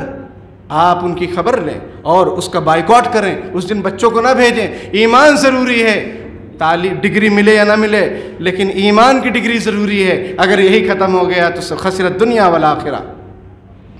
اور اس کو کوئی برا بھی نہیں سمجھ رہا ہے۔ مورتیوں پر ہار ہم لوگ ڈال رہے ہیں، کیا یہ جائز ہے؟ بالکل ناجائز، حرام ہے۔ من تشبہ بقوم فہو منہم۔ سیاست کیا ہے؟ سیاست کو ہم دین سے الگ نہ سمجھیں۔ جلال بادشاہی ہو یا جمہوری تماشا ہو، جدا ہو دین سیاست سے تو رہ جاتی ہے چنگیزی۔ سیاست کے نام پر ہم کفر شرک کر رہے ہیں اور ان کے غیر مسلموں کے عبادت گھروں کو ہم ڈونیشن دے رہے ہیں۔ شرم تم کو مگر نہیں آتی؟ ہم بتوں پر جو ہے مالا پہنا رہے ہیں، ہم بتوں کے سامنے اپنے ماتھے پر ٹیکا لگوا رہے ہیں۔ یہ کیسے مسلمان ہیں؟ سیاست ہے یہ؟ سیاست تو اسلام نے سکھلائی ہے، تم نے اسلام چھوڑ دیا تو پھر کہیں کے نہیں رہے۔ مسلمانوں کے پاس سیاست ہے۔ رسول اللہ صلی اللہ علیہ وسلم سے بڑھ کر کون سیاسی ہو سکتا ہے؟ امیر المومنین حضرت ابو بکر، حضرت عمر، عثمان، علی، یہ سب کون تھے؟ امیر المومنین تھے، وقت کے حکمران تھے۔ انہوں نے کیسے حکمرانی کی؟ ہمارے پاس تاریخ نہیں ہے جو ہم غیروں کی تاریخ کو رقم کر رہے ہیں اور ان کے نقش قدم پر چل رہے ہیں۔ کیوں چل رہے ہیں؟ جدا ہو دین سیاست سے تو رہ جاتی ہے چنگیزی۔ چنگیزی ہے پورے ملک بھارت میں۔ اس کو لوٹو، اس کو لوٹو، یہ بیچ ڈالو، وہ بیچ ڈالو، یہ کرپشن، وہ کرپشن۔ کیا ہے؟ دین نہیں ہوگا تو پھر یہی سب ہوگا۔ تو میرے بھائیوں، اپنا محاسبہ کریں اس سے پہلے کہ ہمارا حساب لیا جائے، اور اپنی اصلاح کی فکر کریں۔ اصلاح ہوگی کسی مصلح سے، کسی مرشد سے، خود بخود اصلاح نہیں ہوتی ہے، خود بخود علاج نہیں ہوتا ہے، خود بخود اناج غلے نہیں پیدا ہو جاتے، اس کے لیے محنت کرنی پڑتی ہے۔ اور سب سے بڑا ذریعہ جو اصلاح کا ہے وہ ذکر ہے۔ حضرت تھانوی رحمۃ اللہ علیہ فرماتے ہیں اصل کام تو ذکر ہی کرتا ہے، بس وہ تو شیخ ایک رہنما ہوتا ہے، جیسے کاٹتی تلوار ہی ہے، لیکن اس کا کسی کے ہاتھ میں ہونا ضروری ہے، ورنہ تلوار خود بخود نہیں کاٹے گی۔ یہ حضرت تھانوی حکیم الامت مجدد الملت کا قول ہے۔ تو ذکر، اللہ کا ذکر۔ وہ جگر مراد آبادی جو شراب کے نشے میں دھت رہتے تھے، ہم نے مراد آباد میں ایک سال پڑھا ہے، مفتی صاحب بھی مراد آباد کے ہیں، تو جگر مراد آبادی کے کئی جگہ پوسٹر نظر آتے ہیں جن کے چہرے پر داڑھی نظر آتی ہے۔ اس کا بیک گراؤنڈ آپ کو معلوم، میں بتا دوں، اپنی بات کی دلیل میں یہ واقعہ سنا کر اپنی بات کو میں ختم کرتا ہوں کہ بہت شراب پیتے تھے۔ جب تک پیتے نہیں تھے ان سے شعر وغیرہ نہیں کہا جاتا تھا، لیکن انہوں نے خواجہ عزیز الحسن مجذوب رحمۃ اللہ علیہ کو دیکھا، جو ڈپٹی کلکٹر، کرتا پیجامہ، امامہ۔ انہوں نے پوچھا تم ڈپٹی کلکٹر ہو کر تمہاری حالت کیسے بدل گئی؟ انہوں نے کہا حضرت تھانوی رحمۃ اللہ علیہ تھانہ بھون میں ایک بزرگ ہیں، ان سے میرا اصلاحی تعلق ہے۔ انہوں نے پوچھا میں جا سکتا ہوں؟ انہوں نے کہا، خواجہ صاحب نے کہا آپ شراب پیتے آپ کہاں وہاں خانقاہ میں جائیں گے؟ حضرت تھانوی کو پتہ چلا، حضرت تھانوی رحمۃ اللہ نے فرمایا کہ نہیں، ان کو آنے دو، ہم ان کو اپنے گھر پر ٹھہرائیں گے۔ خانقاہ تو قوم کی ایک امانت ہے، اس میں تو ان کو نہیں ٹھہرائیں گے، لیکن ہم ان کو اپنے گھر پر ٹھہرائیں گے۔ یہ ہمارے بزرگ ہیں، اور بڑوں کا یہی اصلاح کا انداز ہوتا ہے۔ ہم یہ سمجھتے ہیں، بہت سارے مسلمانوں کے دل میں تو یہ خوف ہوتا ہے کہ علماء سے ڈر لگتا ہے۔ عجیب بات ہے، کیوں ڈر لگتا ہے بھائی؟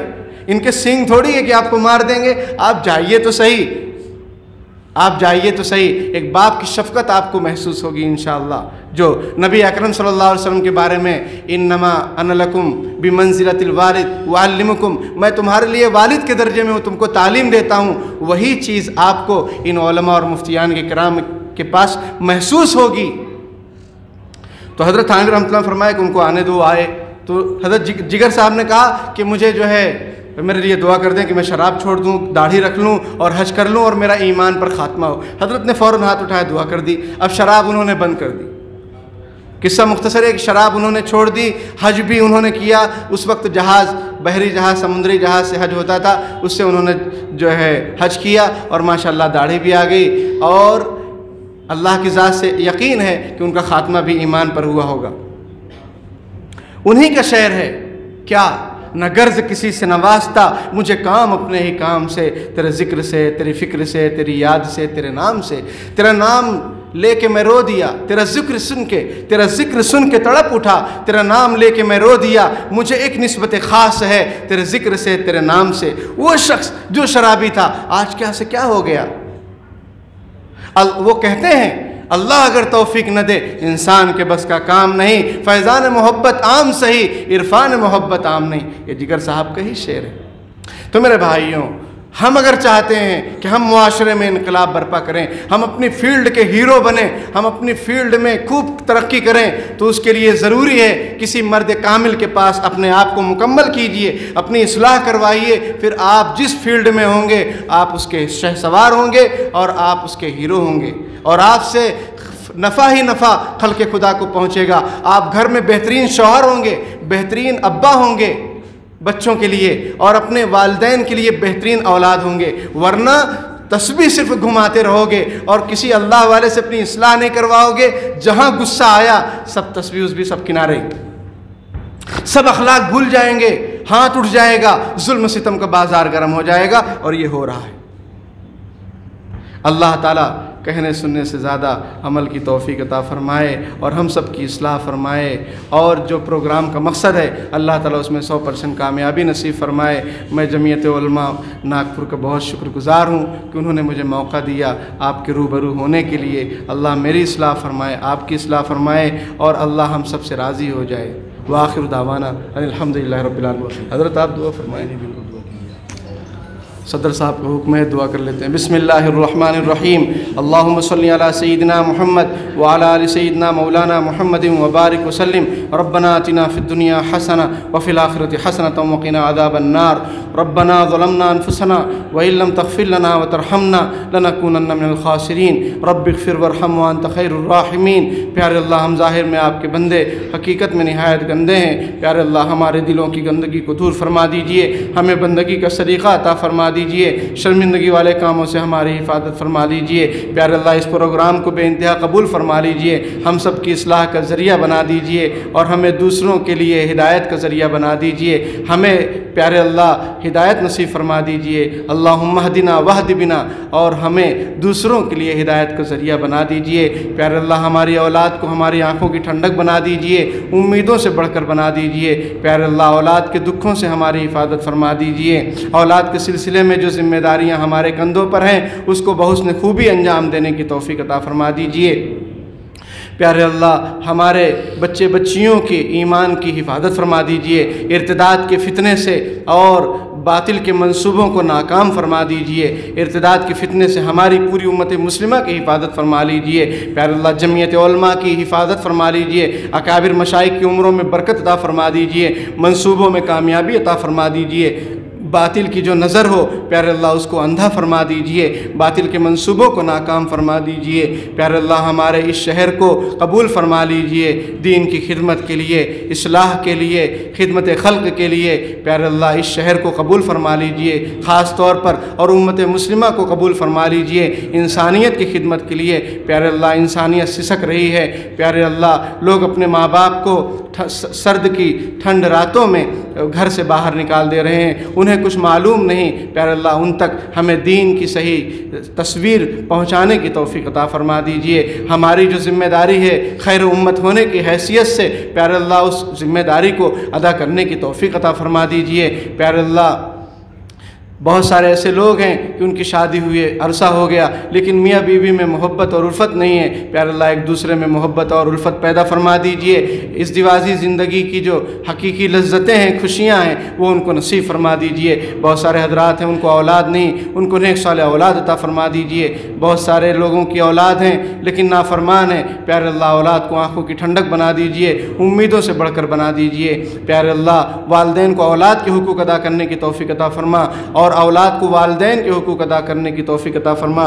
پیارے اللہ، مقصد زندگی کو سمجھنے والا بنا دیجئے۔ ہمارا حساب و کتاب ہو اس سے پہلے ہمیں اپنا محاسبہ اور اپنی اصلاح کرنے کی ہمیں توفیق عطا فرما دیجئے۔ ہمارے مرحومین کی مغفرت فرما دیجئے، ان کے درجات کو بلند فرما دیجئے۔ پیارے اللہ، ان کے ارادوں کو مکمل فرما دیجئے، ان کی آنکھوں کی ٹھنڈک ہمیں بنا دیجئے، ان کا بہترین جانشین اور وارث بنا دیجئے۔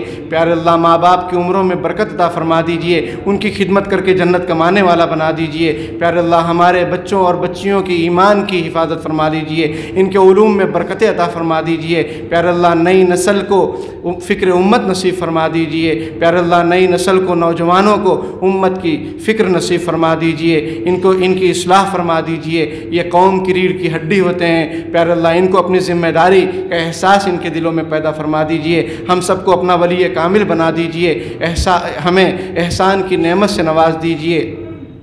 پیارے اللہ شرک، کفر اور بدعات، رسوم رواج سے ہماری پوری امت مسلمہ کی حفاظت فرما لیجئے۔ شادی کو سادگی کے ساتھ کرنے کی توفیق عطا فرما دیجئے۔ پیارے اللہ رسوم رواج سے ہماری پوری امت مسلمہ کی حفاظت فرما لیجئے۔ زنا کا خاتمہ فرما دیجئے، بے حیائی کا خاتمہ فرما دیجئے۔ پیارے اللہ راتوں کو جلدی سونے والا بنا دیجئے، صبح جلدی اٹھنے والا بنا دیجئے۔ بے برکتی سے اور غفلت سے ہماری اور پوری امت مسلمہ کی حفاظت فرما لیجئے۔ جو بے روزگار ہیں انہیں حلال روزگار نصیب فرما دیجئے، جو برسر روزگار ہیں ان کے کاروبار میں برکتیں عطا فرما دیجئے، حلال طریقے سے کمائی کرنے کی توفیق عطا فرما دیجئے، حرام لقموں سے ہماری اور پوری امت مسلمہ کی حفاظت فرما لیجئے۔ پیارے اللہ جس طرح آپ نے دنیا میں ستاری کا معاملہ فرمایا ہے، آخرت میں بھی ستاری کا معاملہ فرمائیے گا اور بے حساب و کتاب جنت میں داخلہ فرما دیجئے گا۔ پیارے اللہ ہم ناپے تولے جانے کے قابل نہیں ہیں، ہم آزمائش کے قابل نہیں ہیں۔ پیارے اللہ آپ ہمارا پول جس طریقے سے دنیا میں نہیں کھولے، آخرت میں بھی نہ کھولیے گا، ورنہ پیارے اللہ ہم رسوا اور ذلیل ہو جائیں گے۔ ہمارے ماں باپ ہوں گے، ہمارے اساتذہ ہوں گے، بچے ہوں گے، بیوی ہوگی، وہ سب شرمندہ ہو جائیں گے۔ پیارے اللہ ایسی شرمندگی سے ہماری اور پوری امت مسلمہ کی حفاظت فرما لیجئے۔ پیارے اللہ ہمیں فکر آخرت نصیب فرما دیجئے، آخرت کی تیاری کرنے والا بنا دیجئے، ہماری نیتوں کو درست فرما دیجئے۔ پیارے اللہ مسلمانوں کو بڑھ چڑھ کر سیاست میں حصہ لینے کی توفیق عطا فرما دیجئے اور صداقت صدیقی، عدالت فاروقی کے اعتبار سے سیاست اور حکومت کرنے کی توفیق عطا فرما دیجئے۔ پیارے اللہ ظلم و ستم سے لوگ پریشان ہیں، مہنگائی سے لوگ پریشان ہیں، ناانصافی سے لوگ پریشان ہیں۔ پیارے اللہ ہمیں وہ توفیق عطا فرمائیے، خلافت رفتہ عطا فرما دیجئے، شان رفتہ عطا فرما دیجئے، عظمت رفتہ عطا فرما دیجئے، ولایت کاملہ نصیب فرما لیجئے۔ پیارے اللہ ہم سب کو ایسا بنا دیجئے کہ ہم آپ کو پسند آ جائیں۔ پیارے اللہ جو بیمار ہیں ان کو شفا کاملہ عطا فرما، جو ناجائز قید و بند میں پکڑے ہوئے جکڑے ہوئے ہیں باعزت انہیں رہائی نصیب فرما۔ پیارے اللہ اس محفل میں نہ جانے کتنے دکھیارے اور ان کے دلوں میں کچھ ارادے ہیں، مرادیں ہیں، پیارے اللہ اپنے فضل و کرم سے ان ارادوں اور مرادوں کو مکمل فرمائیے۔ پیارے اللہ جو مانگا عطا فرما، جو مانگنے سے رہ گیا بن مانگے اپنے فضل و کرم سے عطا فرما۔ پیارے اللہ مانگنے کا ڈھنگ اور سلیقہ عطا فرما، جمعیت علماء ناگپور کو جزائے خیر عطا فرما، اس طرح کے اصلاحی کام ہمیشہ کرتے رہنے کی توفیق عطا فرما اور قبول فرما۔ جز اللہ عنا محمد صلی اللہ علیہ وسلم ما هو اہلہ برحمتک یا ارحم الراحمین۔ بنے رہیے ہمارے ساتھ اور دیکھتے رہیے سوشل میڈیا ناگپور اردو۔ دینی، ملی، سماجی اور اصلاحی ویڈیوز دیکھنے کے لیے ہمارے چینل کو سبسکرائب کریں، لائک کریں، شیئر کریں